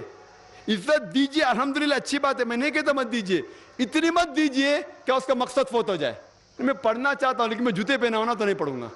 میں پڑھنا چاہتا ہوں لیکن میں سفر کر رہا ہوں ابھی گاڑی میں تو کیسا پڑھوں. میں پڑھنا چاہتا ہوں لیکن میری وضو نہیں ہے. وضو اچھی بات ہے, وضو ہونا افضل ہے لیکن فرض نہیں ہے. کچھ لوگ کہتے ہیں لیکن کوئی دلیل نہیں ہے. ابن حجر جس نے تفسیر لکھی صحیح بخاری کی, وہ کہتے ہیں کہ قرآن مجید کو ہاتھ لگانے کے لیے کوئی شرائط نہیں, لیکن آپ وضو میں تو افضل ہے, لیکن افضل یہ ہے کہ کم از کم پڑھ کے عمل تو کرو. آپ بولیں گے وضو میں سے پڑھوں گا ہی نہیں. تو ہمیں بہت سے غلط فہمیاں ہیں جو ہمیں دور کرنا چاہیے. اور آپ جائیں گے عرب ممالک میں نماز کے لیے, اگر 10 منٹ باقی ہے تو عرب الحمدللہ قرآن شریف کو لیں گے اور پڑھیں گے. وہ عربی زبان جانتے ہونے ترجمہ کی ضرورت نہیں. یہاں بھی چند مسجد میں اگر وقت باقی ہے صلاح کا تو لوگ قرآن شریف پڑھتے, لیکن صرف پہلی صف میں پڑھتے. اگر کوئی دوسری صف میں پڑھتا ہوگا تو کوئی اس کا کان پکڑے گا. آپ قرآن شریف دوسری صف میں کیسا پڑھ رہے؟ وہ پہلی صف والے کی پیٹ ہے قرآن شریف کے وہاں, آپ بے حرمتی کر رہے قرآن کی. آپ جائیے حرم میں جہاں طلباء اسٹوڈنٹ لوگ جو قرآن پڑھتے ہیں, آدھے اسٹوڈنٹ کی پیٹ ایک دوسرے کے قرآن کے وہاں رہتی ہے, وہاں لوگ پڑھتے. اور اگر آپ کوئی مسجد میں قرآن پڑھ رہے ہیں اور آپ کی پیٹ کعبے کی طرف ہے تو آپ کی خیر نہیں. کعبے کی طرف پیٹ کرتے ہوئے قرآن مجید پڑھ رہے, کدھر بھی قرآن حدیث میں نہیں لکھا کعبے کی طرف پیٹ کر کے پڑھنا حرام ہے. آپ جائیں گے حرم میں تو جو لوگ پڑھتے ہیں, استاد کعبے کو فیس کرتا ہے, کعبے کی طرف منہ ہے, اور سب طلباء کی پیٹ کعبے کی طرف ہے. کدھر لکھا ہوا ہے؟ یہ ہمارے غلط فہمیاں ہیں جو ہمیں دور کرنا چاہیے. قرآن مجید کو ایسی کتاب بنانا چاہیے جو ہر روز ہمیں ہدایت دے, ہر روز اس کا مطالعہ کرنا چاہیے. ہم اتنی عزت دیتے, دیجئے, میں نے کہتا مت دیجئے, وہ اتنی مت دیجئے کہ اس کا مقصد ہی فوت ہو جائے. اور ایک چٹکلا اور ایک پیش کرنا چاہتا ہوں. ایک ہندوستان کے بہت مشہور قاری سعودی عربیہ گئے تھے اور مغرب کا وقت ہو چکا تھا, اذان ہو چکی تھی مغرب کی. تو وہاں کے عرب لوگ نے بولا ہندوستان کے قاری ماشاءاللہ اتنے اچھے, انہیں کہا کہ آپ امامت کرو. تو ہندوستان کے قاری امامت کے, مغرب کی صلاح اچھی قرات پڑی الحمدللہ, مغرب کی صلاح ہو گئی. ایک عرب قاری صاحب کو دیکھ کے مسکرایا. تو قاری صاحب نے ان سے پوچھا کیا آپ کو میری قرات پسند نہیں ہے؟ تو عرب نے کہا آپ کی قرات تو ماشاءاللہ بہت اچھی تھی, لیکن میں سوچ رہا تھا کہ مغرب صلاح میں آپ نے یوسف علیہ السلام کو کنویں میں ڈالا لیکن صلاح کے پہلے باہر کیوں نہیں نکالا؟ جو لوگ قرآن شریف ترجمے سے پڑھ چکے ہیں وہ جانیں گے کہ کیا چٹکلا ہے. سورہ یوسف میں لکھا ہے, آپ جانتے ہیں کہ سورہ یوسف کے اندر یوسف علیہ السلام کے بھائی انہیں کنویں میں ڈالتے ہیں اور ایک کارواں آتا ہے اور اسے کنویں کے باہر نکالتا ہے. یہ سارا ذکر قرآن شریف میں سورہ یوسف میں. تو قاری صاحب نے سورہ یوسف کی تلاوت کی ہے, یوسف علیہ السلام کو کنویں میں ڈالے لیکن صلاح ختم ہونے کے پہلے کم از کم باہر تو نکال لینا تھا. کنویں میں ڈالتے لیکن باہر نکال لینا, صلاح ختم ہو گئی. اس کا مطلب یہ کہ قاری صاحب تلاوت تو اچھی کی لیکن کیا قرآن شریف کی معنی وہ سمجھے نہیں, تو کنویں میں ڈالے لیکن باہر نہیں نکالے یوسف علیہ السلام کو. یہ چٹکلا ہے. تو ہمیں قرآن مجید کی عزت کرنا چاہیے, لیکن سب سے بڑی عزت ہے دل میں, اور اس کو سمجھ کے پڑھے اور قرآن مجید کے اوپر عمل کرے. اور اللہ تعالیٰ فرماتے ہیں قرآن شریف میں سورہ محمد میں سورہ نمبر 47 آیت نمبر 24 میں, آپ کیا قرآن کو نہیں سمجھتے؟ کیا آپ کا دل اتنا سخت ہے, آپ کے دل پہ تالے لگ گئے؟ اللہ تعالیٰ فرماتے ہیں کہ آپ قرآن کو نہیں سمجھتے, آپ کے دل پہ کیا تالے لگ گئے؟ اللہ تعالیٰ فرماتے ہیں سورہ بقرہ میں سورہ نمبر 2 آیت نمبر 159 میں کہ اللہ سبحانہ و تعالیٰ جب اپنی آیتیں نازل کرتے ہیں اور عام کرتے ہیں, اور آپ اگر ان آیتوں کو لوگوں سے چھپاتے ہیں تو اللہ تعالیٰ کی لعنت ہے. اللہ تعالیٰ فرماتے ہیں سورہ فرقان میں سورہ نمبر 25 آیت نمبر 30 میں محمد صلی اللہ علیہ وسلم فرماتے ہیں اللہ تعالیٰ سے کہ یا اللہ یہ میری امہ ہے جس نے قرآن کے ساتھ کھلواڑ کیا. محمد صلی اللہ علیہ وسلم شہادت دیتے ہیں کہ یہ میری امہ ہے جو قرآن شریف کے ساتھ کھلواڑ کیے. تو ہمارا فرض ہے کہ ہم قرآن مجید کو پڑھیں اور سمجھیں. اور قرآن مجید پڑھنے کے 2 طریقے ہوتے ہیں, ایک تذکر قرآن, ایک تدبر قرآن. تذکر قرآن مینس قرآن شریف کو پڑھنا اوپری طریقے سے, اور تدبر قرآن मीन्स कुरान मजीद के मानी को गहराई से और तदब्बर करना। और हमारा फ़र्ज़ है कि हम कुरान शरीफ को पढ़े। हर मुसलमान के घर में कुरान मजीद का तर्जुमा होना चाहिए। अगर आप अरबी ज़बान नहीं जानते, सबसे बेहतरीन किताब जो आप किसको गिफ्ट दे सके, तोहफा दे सके, वो है कुरान मजीद। अगर आप किसी घर पे जाते निकाह के ऊपर या कहीं भी फंक्शन में, सबसे बेहतरीन किताब है कुरान मजीद। आप अपने बच्चे को सबसे बेहतरीन किताब दे सकते, वो कुरान मजीद। और हमें चाहिए कि हर रोज़ हम घर में कम से कम 20 या 25 मिनट घर वालों को लेके कुरान मजीद तर्जुमे से पढ़े। आपकी और आपके घर वालों की ज़िंदगी इंशाअल्लाह बदल जाएंगी।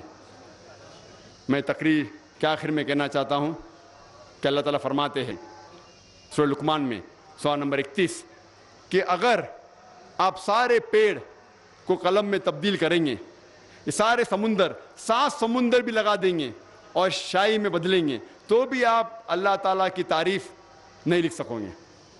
अल्लाह ताला फरमाते सूरह अल हशर में सूरा नंबर 59 आयत नंबर 24 में, अगर ये कुरान पहाड़ पे नाजिल किया जाता तो पहाड़ रेजा रेजा हो जाता, टुकड़े टुकड़े होके गिर जाता। इसके मानी अगर पहाड़ को ज़रा भी एहसास होता और अल्लाह ताला इस कुरान को पहाड़ के ऊपर नाजिल करता, तो पहाड़ इस कुरान के बोझ से रेजा रेजा टुकड़े टुकड़े हो जाता, और हम मुसलमान को कोई फ़र्क नहीं हो रहा है। इसीलिए मैं कहता हूँ भाइयों कि कुरान को पढ़िए, समझिए और उस पर अमल करो। मैं तकरीर के आखिर में हदीस पेश करना चाहता हूँ जो हज़रत उस्मान की हदीस है। मोहम्मद सल्लल्लाहु अलैहि वसल्लम कहा, सही बुखारी में किताब नंबर 6 हदीस नंबर 545, जिसमें हज़रत उस्मान रज़ियल्लाहु अन्हु फरमाते कि मोहम्मद सल्लल्लाहु अलैहि वसल्लम कहा, खैरकुम मन ताल्लमल कुराना व आल्लमहु, सबसे बेहतरीन वो लोग हैं जो कुरान को समझते हैं और लोगों को समझाते हैं। व आखिर दावाना अल्हम्दुलिल्लाह रब्बिल आलमीन। हम बहुत ही शुक्रगुजार हैं डॉक्टर साहब के कि एक मुदल्लल तकरीर की उन्होंने। तो अब इसके बाद एक क्वेश्चन आंसर सेशन होगा। अगरचे मसरूफियात को देखते हुए क्वेश्चन आंसर सेशन रखने की गुंजाइश नहीं थी, लेकिन मैं डॉक्टर साहब से गुजारिश करूंगा कि मुख्तसर चंद सवालात यहाँ पूछे जाएंगे और लाइव होंगे। जो सवाल पूछने वाला होगा वो यहाँ पर माइक पर आ जाएगा, और अगर if there is any non-Muslim brother who wants to ask the question to Dr. Zakir Naik, Dr. Saab prefers to answer the questions of non-Muslims, most probably. If there is any non-Muslim brother who wants to ask any question to Dr. Zakir Naik, please do come and ask the question. Your question will be answered first. अगर कहाँ गैर मुस्लिम सवाल यचान करुन doctor Zakir Naik साहबस, doctor साहब दिन गोडनथ तम सिंद सवालुक जवाब। गोडनथ ही सवालस जवाब दिन कंसे गैर मुस्लिम सिंदिस। अगर न कहीं आसि तो तेली कहाँ गोडनथ तो सह प्रिस सवाल। यम प्रोफेसर मंसूर अहमद भट्ट साहब यम प्रिसन डॉक्टर साहब सवाल और डॉक्टर साहब दिन जवाब। That's our first question has been posed by R.S. Bali. Question is God existing as an entity outside physical makeup of universe and thus encompassing the whole of nature around us? Does he govern it from outside as per his wishes, or does he arise as a force merely out of physical and material makeup of nature to be reckoned with, as you understand? भाई साहब ने सवाल पूछा और अल्हम्दुलिल्लाह मैं आप सब लोग की सब्र की अल्हम्दुलिल्लाह तारीफ़ करता हूँ अल्हम्दुलिल्लाह कि देख रहे कड़क धूप है, 12 बज चुके हैं और 12 बजे सबसे ज़्यादा धूप होती है। लोग समझे कि सिर्फ बहुत कम लोग होंगे, इसलिए पंडाल बहुत कम था, और कम से कम 10 गुना ज़्यादा लोग आ चुके हैं। तो تو الحمدللہ پھر بھی اتنی کڑک دھوپ میں بھی لوگ بیٹھے ہوئے ہیں. الحمدللہ انشاءاللہ اللہ سبحانہ و تعالیٰ آپ کو اس کا اجر دیں گے انشاءاللہ. ہمارے ہندو بھائی نے سوال پوچھا کہ اللہ سبحانہ و تعالیٰ کیا ہے؟ وہ فزیکل ہے کیا؟ کوئی ایک فزیکل جیسی چیز ہے کیا؟ وہ سارے دنیا کے اندر ہے کہ دنیا کے باہر ہے؟ وہ دنیا کو کنٹرول کیسا کر رہے ہیں؟ جہاں تک سوال ہے فزیکل کا، تو اللہ سبحانہ و تعالیٰ کوئی فزیکل چیز نہیں ہے ہم اور آپ جیسا. اللہ تعالیٰ کا ڈیفینیشن اللہ تعالیٰ دیتے سورہ اخلاص میں، سورہ نمبر 112 آیت نمبر 104 میں اللہ تعالیٰ فرماتے قل هو اللہ احد، کہو کہ اللہ ایک ہے. اللہ الصمد، اللہ جو بے نیاز ہے، سب سے اونچا ہے. لم یلد ولم یولد، وہ نہ کسی کو جنا ہے نہ کسی سے جنا ہوا ہے. ولم یکن لہ کفوا احد، اور اس کے جیسا کوئی بھی نہیں ہے. یہ قرآن مجید میں اللہ سبحانہ و تعالیٰ کے 4 لائن کا ڈیفینیشن ہے. جو بھی شخص کہتا ہے کہ یہ خدا ہے، اگر وہ 4 لائن ڈیفینیشن میں اس 4 لائن میں آ جاتا ہے تو ہم مسلمان کو کوئی اعتراض نہیں کہ وہ خدا ہے. انہوں نے پوچھا کہ اللہ تعالیٰ ساری دنیا میں ہے. اللہ تعالیٰ فرماتے ہیں کہ اللہ سبحانہ و تعالیٰ ایٹرنل ہے، ایبسولوٹ ہے، بے نیاز ہے، کبھی بھی فنا نہ ہونے والی چیز ہے، اور ساری آسمان اور دھرتی ان کی ہے. وہ نہ کبھی تھکتے نہ انہیں کبھی نیند آتی ہے، نہ انہیں نیند کی ضرورت ہے. اور آگے فرماتے کہ ان کا عرش ہیونز اینڈ ارتھ کے اوپر ہے، مطلب سارے آسمان پہ عرش ہے. اللہ سبحانہ تعالیٰ یہ بھی ذکر کرتے ہیں، آپ جہاں بھی دیکھیں گے اللہ سبحانہ و تعالیٰ کا وجہ پائیں گے. اس سے میں یہ ثابت ہوتا ہے کہ اللہ سبحانہ و تعالیٰ کا علم سارے جگہ میں ہے، سارے کائنات میں ہے، اور وہ الحمدللہ ثم الحمدللہ ان کے پاس اتنا پاور. اللہ تعالیٰ کہتے ہیں کہ yes power over all things in اللہ علی کل شیء قدیر. ان کی طاقت ایسی ہے کہ سارے جہاں میں پھیلی ہوئی. اور وہ سوال تھا فزیکل چیز ہے، وہ فزیکل نہیں ہے، آپ اور ہم جیسے نہیں ہے، وہ کچھ علیحدہ چیز ہے. اور اللہ تعالیٰ فرماتے ہیں سورہ شورى میں، سورہ نمبر 42 آیت نمبر 11 لیس کمثلہ شیء، اللہ تعالیٰ کے جیسی کوئی بھی چیز نہیں ہے. تو ہم اللہ سبحانہ و تعالیٰ کو اس دنیا میں کسی بھی چیز سے کمپیئر نہیں کر سکتے، وہ ایک علیحدہ چیز ہے. Second question has also been posed by a non-Muslim, Gurmeet Singh, MSc Astrophysics.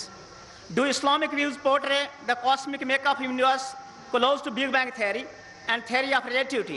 And because of this ideological background, Maulana and ulama base their explanation of Mihraj Nabi sallallahu alayhi wa sallam in their khutbat and discourses. This should not be a natural coincidence. سوال ہے کہ قرآن شریف میں اسلام میں astronomy, cosmology, یہ جو آسمان کی جو پڑھائی ہے اور فلکیات کے بارے میں ذکر ہے، اور کیا قرآن مجید جو آج سائنس نے ایڈوانس کر چکی ہے بگ بینگ میں مانتی ہے؟ اور یہ مولانا لوگ جو معراج کا ذکر کرتے ہیں وہ کیا ہے؟ قرآن شریف میں کئی آیتیں ایسٹرونومی کے بارے میں ذکر کرتی ہے. ہم ایک لیکچر دے سکتے صرف ایسٹرونومی پر، اور ایسٹرونومی کے بارے میں جاننے میں آپ میری کیسٹ دیکھ سکتے. قرآن اور جدید سائنس اس میں ڈیٹیل میں ذکر ہے. لیکن مین سوال تھا کہ آپ بگ بینگ میں مانتے ہیں کیا نہیں؟ اور بگ بینگ یہ کہتی ہے کہ ساری کائنات ایک تھی، اس کے بعد ایک بڑا دھماکہ ہوا بگ بینگ، اور اس میں پھر وجود میں آیا یہ گیلیکسیز، یہ تارے، یہ ستارے، اور یہ فلک، اور یہ پلانٹس، سورج، چاند، اور یہ دھرتی. اسے کہتے بگ بینگ.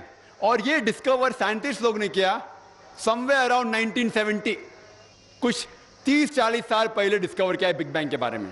اللہ سبحانہ و تعالیٰ 1400 سال پہلے اس کا ذکر کرتے ہیں سورہ انبیاء میں، سورہ نمبر 21 آیت نمبر 30 میں، اولم یر الذین کفروا ان السماوات والارض کانت رتقا ففتقناہما، کہ وہ کافر لوگ نہیں جانتے کہ یہ فلک، یہ آسمان اور یہ دھرتی ایک تھی اور ہم نے انہیں چھٹا کیا. تو یہ جو بگ بینگ آج سائنٹسٹ نے ڈسکور کیے کہ کائنات کیسے وجود میں آئے، ابھی 30-40 سال پہلے انہوں نے اس کا علم حاصل کیا. الحمدللہ ثم الحمدللہ اللہ سبحانہ و تعالیٰ اس کا ذکر 1400 سال پہلے قرآن مجید میں کرتے ہیں. اور ایسے کئی آیتیں ایسٹرونومی کے بارے میں. ہم پہلے یہ نہیں جانتے تھے کہ دنیا گول ہے, پہلے ہم سمجھتے دنیا چپٹی ہے. ابھی ہمیں پتا چلا 300-400 سال پہلے کہ دنیا گول ہے. اللہ تعالیٰ فرماتے سورہ نازیات میں, سورہ نمبر 79 آیت نمبر 30 میں, وَأَرْضَ بَعْدَ ذَلِكَ دَحَاهَا, اور اس کے بعد ہم نے دنیا بیدے کے شکل میں بنائی. دہا کے ایک معنی ہے کہ پھیلی ہوئی اور دنیا پھیلی ہوئی ہے, اور دوسرے معنی ہے کہ بیدے کی شکل. یہ دہا عربی لفظ دھویا سے آتا ہے, اور ہم جانتے ہیں کہ دنیا گول بال کی طرح پوری طریقے سے گول نہیں ہے, وہ جیوسفیریکل ہے, مطلب پول سے اوپر اور نیچے سے چپٹی ہے. انگلش میں کہتے ہیں جیوسفیریکل. اور جب آپ دیکھیں گے انڈا, اور یہ دھویا جو لفظ ہے وہ عام انڈا نہیں ہے, خصوصاً آسٹرچ کا ایگ ہے, شتل مرغ آسٹرچ, اس کا انڈا. اور اگر شتل مرغ کا انڈا دیکھیں گے آپ, وہ بالکل دنیا کی طرح ہے, گول لیکن اوپر اور نیچے سے چپٹا. تو اللہ سبحانہ و تعالیٰ اس دنیا کا شیپ 1400 سال پہلے کہتے ہیں, جو ہم ابھی 200-300 سال پہلے جانتے. پہلے ہم سمجھتے تھے چاند کی روشنی خود کی ہے, ابھی کچھ چند عرصے پہلے 100 سال 200 سال 300 سال پہلے پتا چلا کہ چاند کی روشنی خود کی نہیں. اللہ تعالیٰ فرماتے سورہ فرقان میں سورہ نمبر 25 آیت نمبر 61 کہ سورج کی روشنی جو ہے وہ خود کی ہے, یہ چاند کی روشنی ہے وہ خود کی نہیں ہے, وہ بوروڈ ہے, کسی سے لی گئی ہے. اور آج ہم جانتے ہیں یہ چاندنی جو ہے وہ سورج کی روشنی چاند پہ گر کے آتی ہے, چاند کی خود کی روشنی نہیں ہے. تو اس طریقے سے کئی آیتیں قرآن مجید میں جو فلک اور آسمان اور ایسٹرونومی کے بارے میں ذکر کرتی ہے. آپ میری کیسٹ سن سکتے ہیں قرآن ماڈرن سائنس. ان کا اگلا سوال تھا کہ یہ معراج کیا ہے. معراج کا ذکر ہے سورہ اسراء میں سورہ نمبر 17 آیت نمبر 1 میں کہ ہم نے محمد صلی اللہ علیہ وسلم کو مسجد حرم سے مسجد اقصی لے گئے. اور معراج کا ذکر ہے کہ کس طریقے سے وہ آسمان پہ جاتے. یہ ایک معجزہ ہے. سائنس اتنی ترقی نہیں کر چکی ہے کہ سب کچھ کہہ سکتی ہے. یہ ایک معجزہ ہے جو قرآن شریف میں ذکر ہے سورہ اسراء میں سورہ نمبر 17 آیت نمبر 1. یہ ایک معجزہ ہے کہ الحمدللہ محمد صلی اللہ علیہ وسلم نے معراج کیا. سائنس ہر چیز کے بارے میں علم نہیں رکھتی. سائنس کو یہ بھی نہیں علم ہے کہ جنت ہے جہنم ہے. سائنس کو یہ بھی نہیں علم ہے کہ جن ہے یا فرشتے. لیکن سائنس یہ بھی نہیں کہہ سکتی کہ جن نہیں ہے, فرشتے نہیں ہیں, جنت نہیں ہے, جہنم نہیں ہے. تو میں کہتا ہوں جو بھی کچھ قرآن مجید میں لکھا ہوا ہے 80% سائنس نے اسے تحقیق کر کے کہہ دیا 100% صحیح ہے. 80% جو قرآن شریف میں سائنس کے بارے میں ذکر ہے اسے سائنٹسٹ کہتے ہیں کہ 100% صحیح ہے. 20% ایمبیگوس ہے, ہمیں نہیں پتا, صحیح بھی ہو سکتا ہے غلط بھی ہو سکتا ہے. سائنس اتنی ایڈوانس اتنے اونچائی پہ نہیں پہنچی کہ باقی چیز کے بارے میں کہہ سکتی. تو میں کہتا ہوں کہ اگر 80% پتا ہے کہ 100% صحیح ہے اور 20% ہمیں پتا نہیں, تو میرا علم کہتا ہے کہ یہ 20% بھی انشاءاللہ صحیح ہوگا. تو یہ معراج بھی اسی 20% میں آتا ہے. انشاءاللہ 50 سال بعد 100 سال بعد 200 سال بعد سائنس اور ترقی کریں گی اور یہ بھی قبول کریں گی کہ معراج ہوا, یہ بھی قبول کریں گے جن ہے, فرشتے ہے, جہنم ہے, دوزخ ہے. Third question is, we know through Quran and Ahadith that the sacred books of the religions other than Islam have been distorted or changed. But as the non-Muslims do not believe in Quran and Ahadith, how can we convince and motivate them that your sacred books have been distorted or changed? Is there any evidence of change in their sacred books? We know through Quran and Hadith that the sacred books of the religions other than Islam have been distorted or changed. But as the non-Muslims do not believe in the Quran and Hadith, how can we convince and motivate them that your sacred books have been distorted or changed? Is there any evidence of change in the sacred books? What is the easy way to invite them and convince them? With thanks. یہ ایک بہت اچھا سوال ہے کہ ہم جانتے ہیں کہ قرآن شریف میں ذکر ہے کیا قرآن کے علاوہ اور بھی اللہ تعالیٰ نے کتابیں نازل کی.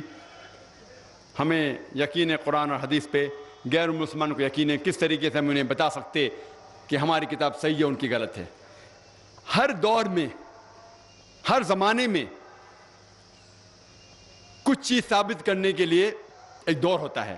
مثال کے طور پہ پہلے دور تھا معجزہ کا, معجزہ, اور الحمدللہ قرآن ثابت کر چکا ہے کہ اللہ کی کتاب ہے, کیونکہ سارے جہاں میں سب سے بہترین معجزہ ہے قرآن شریف. اس کے بعد دور آیا لٹریچر اینڈ پوئٹری کا، اردو میں کیا کہتے ہیں، لٹریچر اینڈ پوئٹری، شعر شاعری کا دور. اس ٹائم اونچائی پہ تھے جب قرآن نازل ہوا، اس ٹائم عرب سب سے اونچائی پہ تھے عربی زبان میں، زبان کا دور تھا شعر اور شاعری کا. الحمدللہ ثم الحمدللہ، مسلمان اور غیر مسلمان دونوں جو بھی عربی جانتے وہ تسلیم کرتے کہ قرآن مجید سارے دنیا میں سب سے بہترین کتاب ہے عربی زبان میں. لیکن آج شعر شاعری کا دور نہیں ہے. اگر میں کہوں گا شعر شاعری کے زبان میں کہ دنیا چپتی ہے، کیا آپ مان لیں گے؟ نہیں مانیں گے، کیونکہ آج شعر شاعری کا دور نہیں ہے، آج دور ہے سائنس اور ٹیکنالوجی کا. تو اگر ہم یہ سائنس اور ٹیکنالوجی کمپیئر کریں گے قرآن اور باقی مذہب کی کتابوں سے تو پتہ چلے گا کون سی کتاب حق ہے اور کون سی باطل ہے. اللہ تعالیٰ فرماتے سورہ رعد میں سورہ نمبر 13 آیت نمبر 38 میں، اجلن کتاب میں ہر دور میں اللہ تعالیٰ نے ایک کتاب نازل کی، ہر دور میں ایک کتاب نازل کی. نام سے ہمیں 4 کتاب کا علم ہے، توراہ، زبور، انجیل اور قرآن. لیکن اس کے علاوہ کئی کتابیں نازل کی گئی تھی. لیکن اللہ تعالیٰ یہ بھی فرماتا ہے سورہ بقرہ میں سورہ نمبر 2 آیت نمبر 79 میں، فَوَيْلٌ لِّلَّذِينَ يَكْتُبُونَ الْكِتَابَ بِأَيْدِيهِمْ ثُمَّ يَقُولُونَ هَٰذَا مِنْ عِندِ اللَّهِ لِيَشْتَرُوا بِهِ ثَمَنًا قَلِيلًا فَوَيْلٌ لَّهُم مِّمَّا كَتَبَتْ أَيْدِيهِمْ وَوَيْلٌ لَّهُم مِّمَّا يَكْسِبُونَ. لعنت ہے وہ لوگوں پہ جو لوگ کتاب اپنے ہاتھ سے لکھتے ہیں اور کہتے ہیں کہ یہ اللہ کی کتاب ہے. لعنت ہے وہ لوگ پہ جو لکھتے ہیں، لعنت ہے ان پہ جو کماتے ہیں، اور ان سب پہ لعنت ہے. یعنی اللہ تعالیٰ فرماتے ہیں کہ لوگ اپنے ہاتھ سے کتاب لکھتے ہیں اور کہتے ہیں کہ اللہ کی کتاب ہے. اللہ تعالیٰ یہ بھی فرماتے سورہ بقرہ میں سورہ نمبر 2 آیت نمبر 111 میں، قُلْ هَاتُوا بُرْهَانَكُمْ إِن كُنتُمْ صَادِقِينَ، آپ اپنا ثبوت پیش کرو اگر آپ سچے ہیں. کوئی بھی کہتا ہے کہ اللہ کی کتاب ہے تو آپ ان سے کہیے قُلْ هَاتُوا بُرْهَانَكُمْ، آپ اپنا ثبوت پیش کرو اگر آپ سچے ہیں.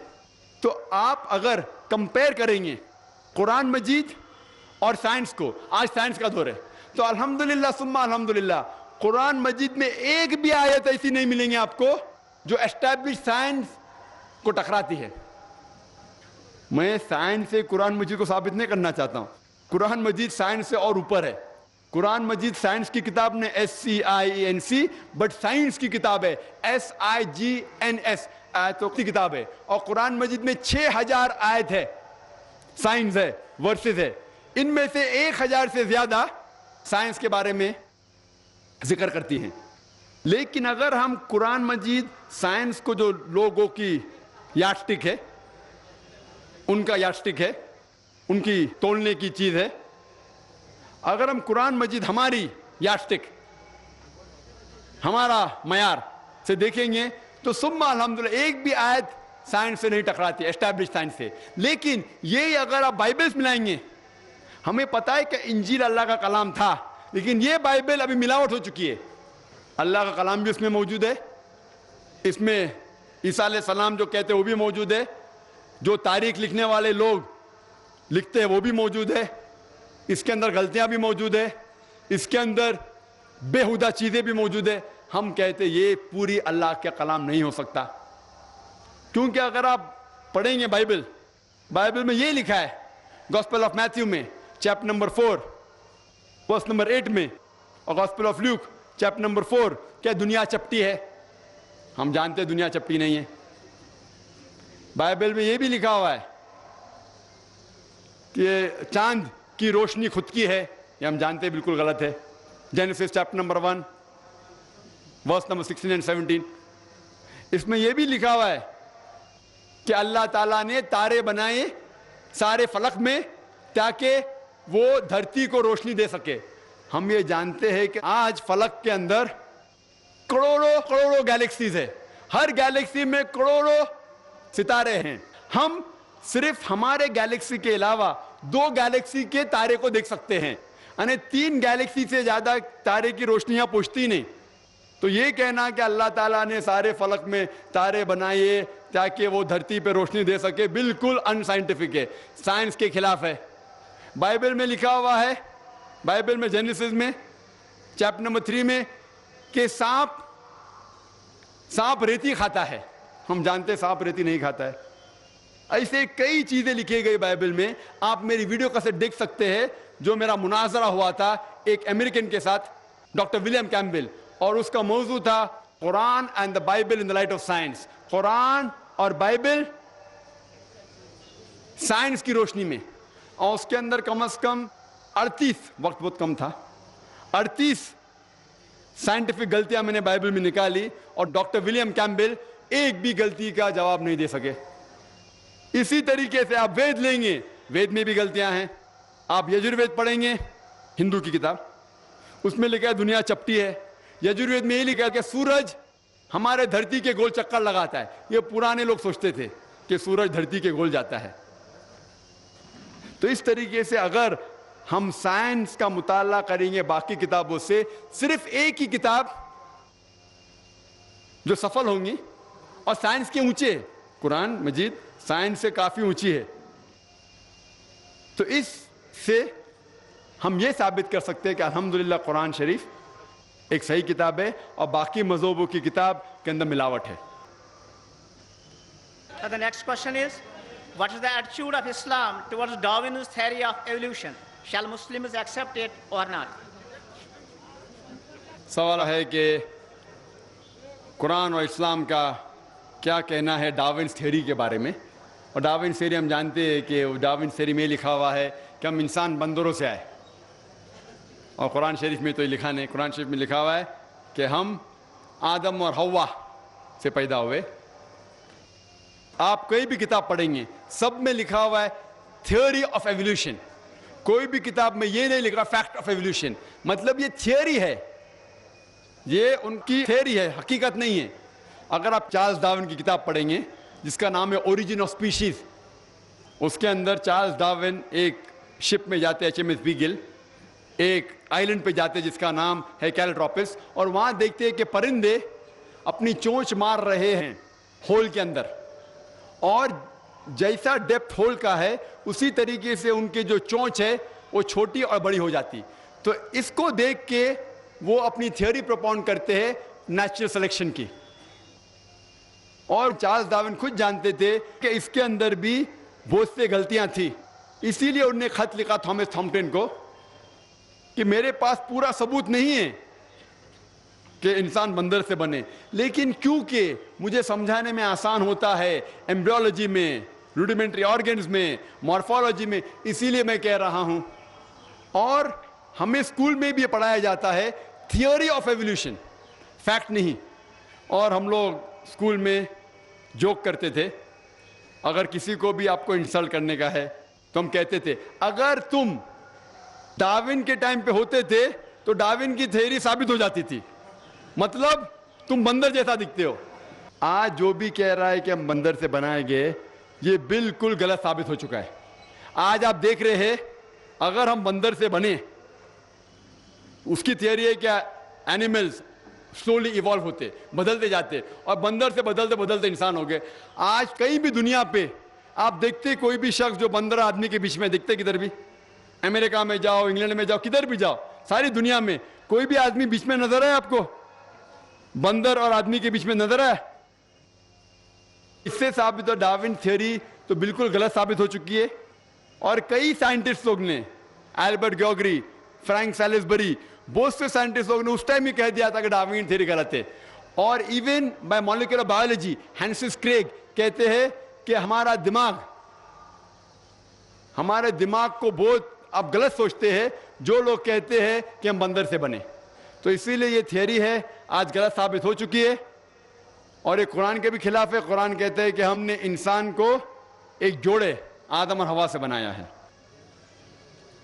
One more question has been posed by non-Muslim. If predestination is true, then God causes us to sin. If God causes us to sin, yet damns to sinners to eternal punishment, then God is not good. Therefore, non-Muslim concludes, if God is good, then either predestination is not true, or else God does not damn sinners to eternal punishment. Please satisfy the contradiction that occurs. ایک غیر مسلمان سوال کر رہا ہے تقدیر کے اوپر کہ اللہ سبحانہ و تعالیٰ اپنی تقدیر لکھتا ہے تو ہم اگر غلطی کرتے ہیں تو دوشی کون؟ اللہ سبحانہ و تعالیٰ. اگر میں تقدیر میں لکھا ہے کہ ہم خون کریں گے اور ہم آدمی کا خون کر لیتے تو کون ذمہ دار؟ اللہ تعالیٰ. آدمی کو کیوں ذمہ دار کرنے کا؟ اگر تقدیر میں لکھا ہے میں چوری کروں گا, میں غلط کام کروں گا, تقدیر میں لکھا ہے کہ میں جہنم میں جاؤں گا تو جاؤں گا, تو کس کی غلطی؟ میری کیا غلطی؟ اللہ کی غلطی. اور یہ سوال مسلمان لوگ بھی سوچتے ہیں, اور تقدیر پہ ایمان رکھنا ہر مسلمان کا فرض ہے. لیکن ہم پہلے یہ جان لے تقدیر کسے کہتے ہیں. اور اکثر ہم مسلمان بھی نہیں سمجھ پاتے تقدیر کا کیا مطلب ہے, اور ایسا کہتے ہیں وہ تقدیر میں لکھا ہے تو میں کر دیا, کچھ بھی ہوا تو تقدیر میں لکھا ہوا ہے, محنت نہیں کرتا ہوں میں, وہ تقدیر میں لکھا ہے کہ میں غریب رہوں گا. یہ تقدیر کی کیا معنی ہوتی ہے؟ اللہ تعالیٰ فرماتے ہیں سورہ اسراء میں کہ جب بھی ایک انسان پیدا ہوتا ہے تو اس کے گردن کے گول میں اس کے پوری آتما کتھا, اس کا فیوچر, اس کا بھوشیہ لکھ لیتا ہوں. میں آپ کو سمجھانے کے لیے ایک مثال پیش کرتا ہوں. مثال کے طور پہ اگر ایک کلاس کے اندر ایک ٹیچر کلاس میں پڑھاتا ہے اور ایگزامینیشن کے پہلے کہتا ہے کہ یہ اسٹوڈنٹ پورے کلاس میں نمبر 1 آئیں گا, اول آئیں گا, یہ اسٹوڈنٹ سیکنڈ کلاس سے پاس ہوئیں گا, وہ اسٹوڈنٹ فیل ہو جائیں گا. مثال دے رہا ہوں, برا مت لگنا میرے ساتھ. اور ایگزامینیشن ہوتا ہے اور یہ اسٹوڈنٹ فرسٹ آتا ہے, یہ اسٹوڈنٹ سیکنڈ کلاس سے پاس ہوتا ہے, اور یہ اسٹوڈنٹ فیل ہو جاتا ہے. میں آپ سے یہ سوال پوچھتا ہوں کہ جو طالب فیل ہو گیا, کیا وہ کہہ سکتا ہے کہ کیونکہ ٹیچر نے کہا میں فیل ہوں گا اس لیے فیل ہو گیا؟ کہہ سکتا ہے کہ نہیں کہہ سکتا. کیوں؟ ٹیچر اپنے تجربے سے کہہ رہا ہے یہ اسٹوڈنٹ بہت اچھا ہے, بہت پڑھائی کرتا ہے اس لیے فرسٹ آئے گا, یہ اسٹوڈنٹ ٹھیک ہے سیکنڈ کلاس, یہ اسٹوڈنٹ پکچر دیکھتا ہے کلاس ہی نہ اٹینڈ کرتا ہے اس لیے فیل ہوئے گا. تو اپنے تجربے سے وہ بھوشیہ کے بارے میں کہتا ہے. لیکن وہ اسٹوڈنٹ نہیں کہہ سکے گا کیونکہ ٹیچر نے مجھے کہا میں فیل ہوں گا اس لیے فیل ہو گیا. دوشی کون؟ وہ خود اسٹوڈنٹ, کہ اس نے پڑھائی نہیں کیا. اسی طریقے سے اگر آپ کمپیئر کریں گے, اللہ سبحانہ و تعالیٰ ٹیچر سے تو بہت اونچے. ٹیچر تو کبھی کبھی غلطی کر سکتا ہے. اللہ سبحانہ و تعالیٰ کے پاس علم غیب ہے, وہ بھوشیہ کے بارے میں جانتے ہیں. جب بھی کوئی کام ہوتا ہے کچھ چیز فکسڈ ہے, آپ کہاں پیدا ہوں گے, آپ کب مرے, کچھ چیز مکمل ہے. اس کے علاوہ اللہ سبحانہ و تعالیٰ نے آپ کو فری ول دیا ہے. فری ول مطلب آپ جو بھی چاہے چن سکتے ہیں. اللہ تعالیٰ کو ہدایت دی قرآن اور حدیث میں, لیکن آپ کے اوپر ہے آپ اس کے اوپر عمل کریں نہیں کریں. لیکن اللہ تعالیٰ جانتا ہے آپ کیا کریں گے. مثال کے طور پر آپ ایک رستے پہ چل رہے ہیں اور ایک چوراہے پہ آتے ہیں, 4 رستے ہیں, نمبر 1, نمبر 2, نمبر 3, نمبر 4. آپ کوئی بھی رستہ چن سکتے ہیں. آپ چنتے ہیں رستہ نمبر 3. اللہ سبحانہ تعالیٰ کو پہلے سے علم غیب ہے, پہلے سے پتا تھا کہ آپ جب چوراہے پہ آئیں گے آپ رستہ نمبر 3 لیں گے. تو اللہ تعالیٰ پہلے سے لکھ لیتا ہے کہ آپ رستہ نمبر 3 چنیں گے. کیونکہ اللہ تعالیٰ نے لکھا اس لیے آپ نہیں چن رہے, کیونکہ آپ چننے والے تھے, اللہ تعالیٰ نے لکھا. اسے کہتے علم غیب. اللہ سبحانہ وتعالیٰ کے پاس علم غیب ہے. اللہ تعالیٰ کو پہلے سے پتا تھا کہ آپ نمبر 3 چنیں گے, اور اللہ تعالیٰ تقدیر میں لکھ دیا کہ آپ نمبر 3 رستہ چنیں گے. کیونکہ اللہ تعالیٰ نے لکھا اس لیے آپ 3 نہیں چن رہے, کیونکہ آپ چننے والے تھے, اللہ نے لکھا. اور ایک مثال پیش کرتا ہوں. آپ نے 10ویں پاس کی, 12ویں پاس کی, آپ ڈاکٹر بھی بن سکتے, آپ انجینئر بھی بن سکتے, آپ لائر بھی بن سکتے.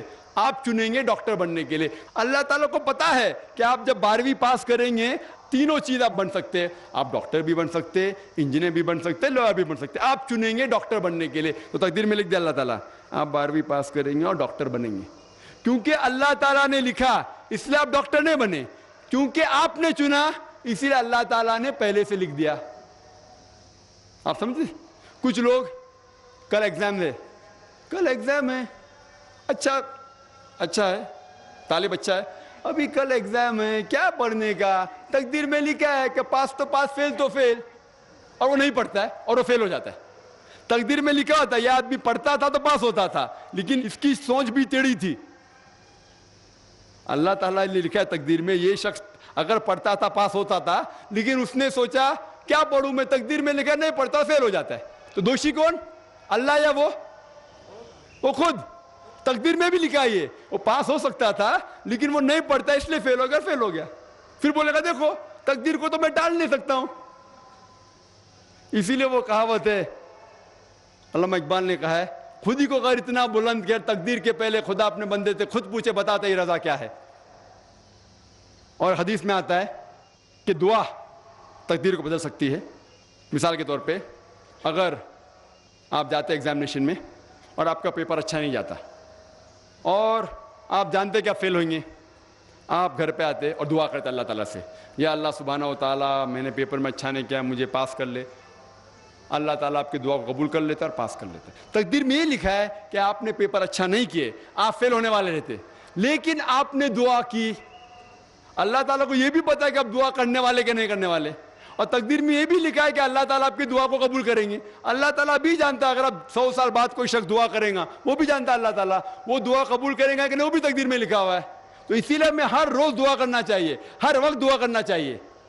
دعا تقدیر کو بدل سکتی، مطلب جو آپ کی پہلی ہونے والا تھا اس کو بدل سکتی، لیکن وہ بھی تقدیر میں لکھا ہے کہ آپ دعا کرنے والے، اور وہ بھی لکھا ہے کہ اللہ تعالیٰ دعا کو قبول کریں گے کہ نہیں۔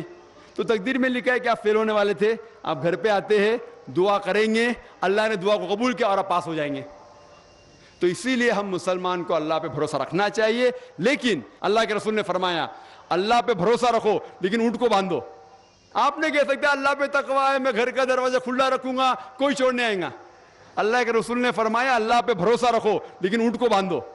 تو اللہ پہ پورا بھروسہ ہونا چاہیے، لیکن آپ خود محنت کرنا چاہیے، آپ خود جہاد کرنا چاہیے، آپ کو خود قرآن پہ عمل کرنا چاہیے۔ آپ کہیں گے تقدیر میں لکھا ہوا ہے میں چوری کروں گا تو آپ کام ہی نہیں کریں گے، اور چوری کریں گے بولیں گے تقدیر میں لکھا ہے، آپ کی غلطی ہے، اللہ تعالیٰ کی نہیں۔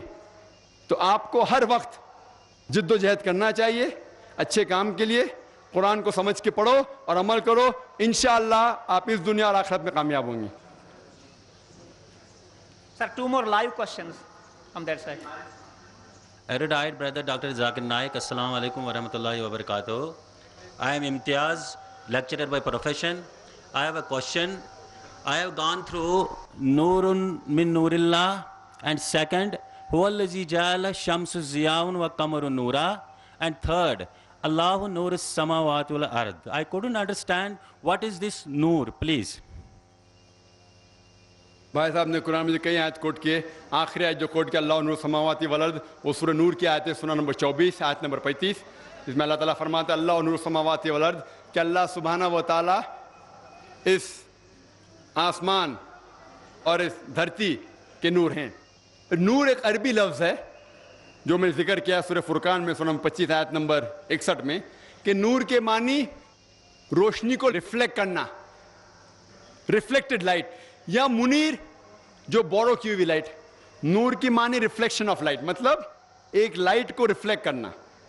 اسی طریقے سے غیر مسلمان پوچھتے اس کا مطلب اللہ کی روشنی خود کی نہیں ہے کیا کسی کی روشنی کو ریفلیکٹ کر رہا ہے؟ وہ آیت آپ نے جو کوٹ کی آدھی ہے، پوری آیت بڑھتی ہے کہ اللہ نور السماواتی، اللہ سارے آسمان اور کائنات اور دھرتی کا نور ہے۔ اس کی مثال ایسی ہے کہ ایک مصباح ہے، ایک روشنی ہے، مصباح لیمپ، اور لیمپ کے اندر ایک نچ ہے، ایک چھید ہے، اور اس لائٹ کو یعنی روشنی بھی اللہ تعالیٰ کی ہے اور اللہ تعالیٰ ریفلیکٹ کر رہا ہے۔ آپ ہیلوجن لیمپ دیکھتے ہیں، ہیلوجن لیمپ، یہاں تو ہیلوجن لیمپ، اس میں بلب ہوتا ہے، اس کے پیچھے ریفلیکٹ کرنے کے لیے ایک سلور کوٹنگ ہوتا ہے، تو بلب بھی ہیلوجن لیمپ ہے اور ریفلیکشن بھی خود کا ہے۔ تو یہ روشنی بھی اللہ تعالیٰ کی ہے۔ اللہ تعالیٰ فرماتے ہیں کہ اللہ تعالیٰ کی روشنی خود کی بھی ہے اور خود کی روشنی کو ریفلیکٹ کرتے ہیں سارے دنیا میں، آسمان میں اور دھرتی پہ۔ وآخر دعوانا الحمد رب العالمین۔ بس تہند انتہائی شکر گزار، بہ کر بیٚیہِ اکہِ لٹہِ شکریہ ییٚتہِ کِس ایڈمنسٹریشنُک، خصوٗصاً ڈی سی صٲبُن، ایڈیشنل ڈی سی صٲب عبداللطیف دیوا صٲبُن، یِم زبردست کوآپریٹِو روٗدۍ یہ پروگرام ہینڈل کرنس اندر۔ اللہ تعالیٰ کرن تمن سارنی جزائے نیک عطا۔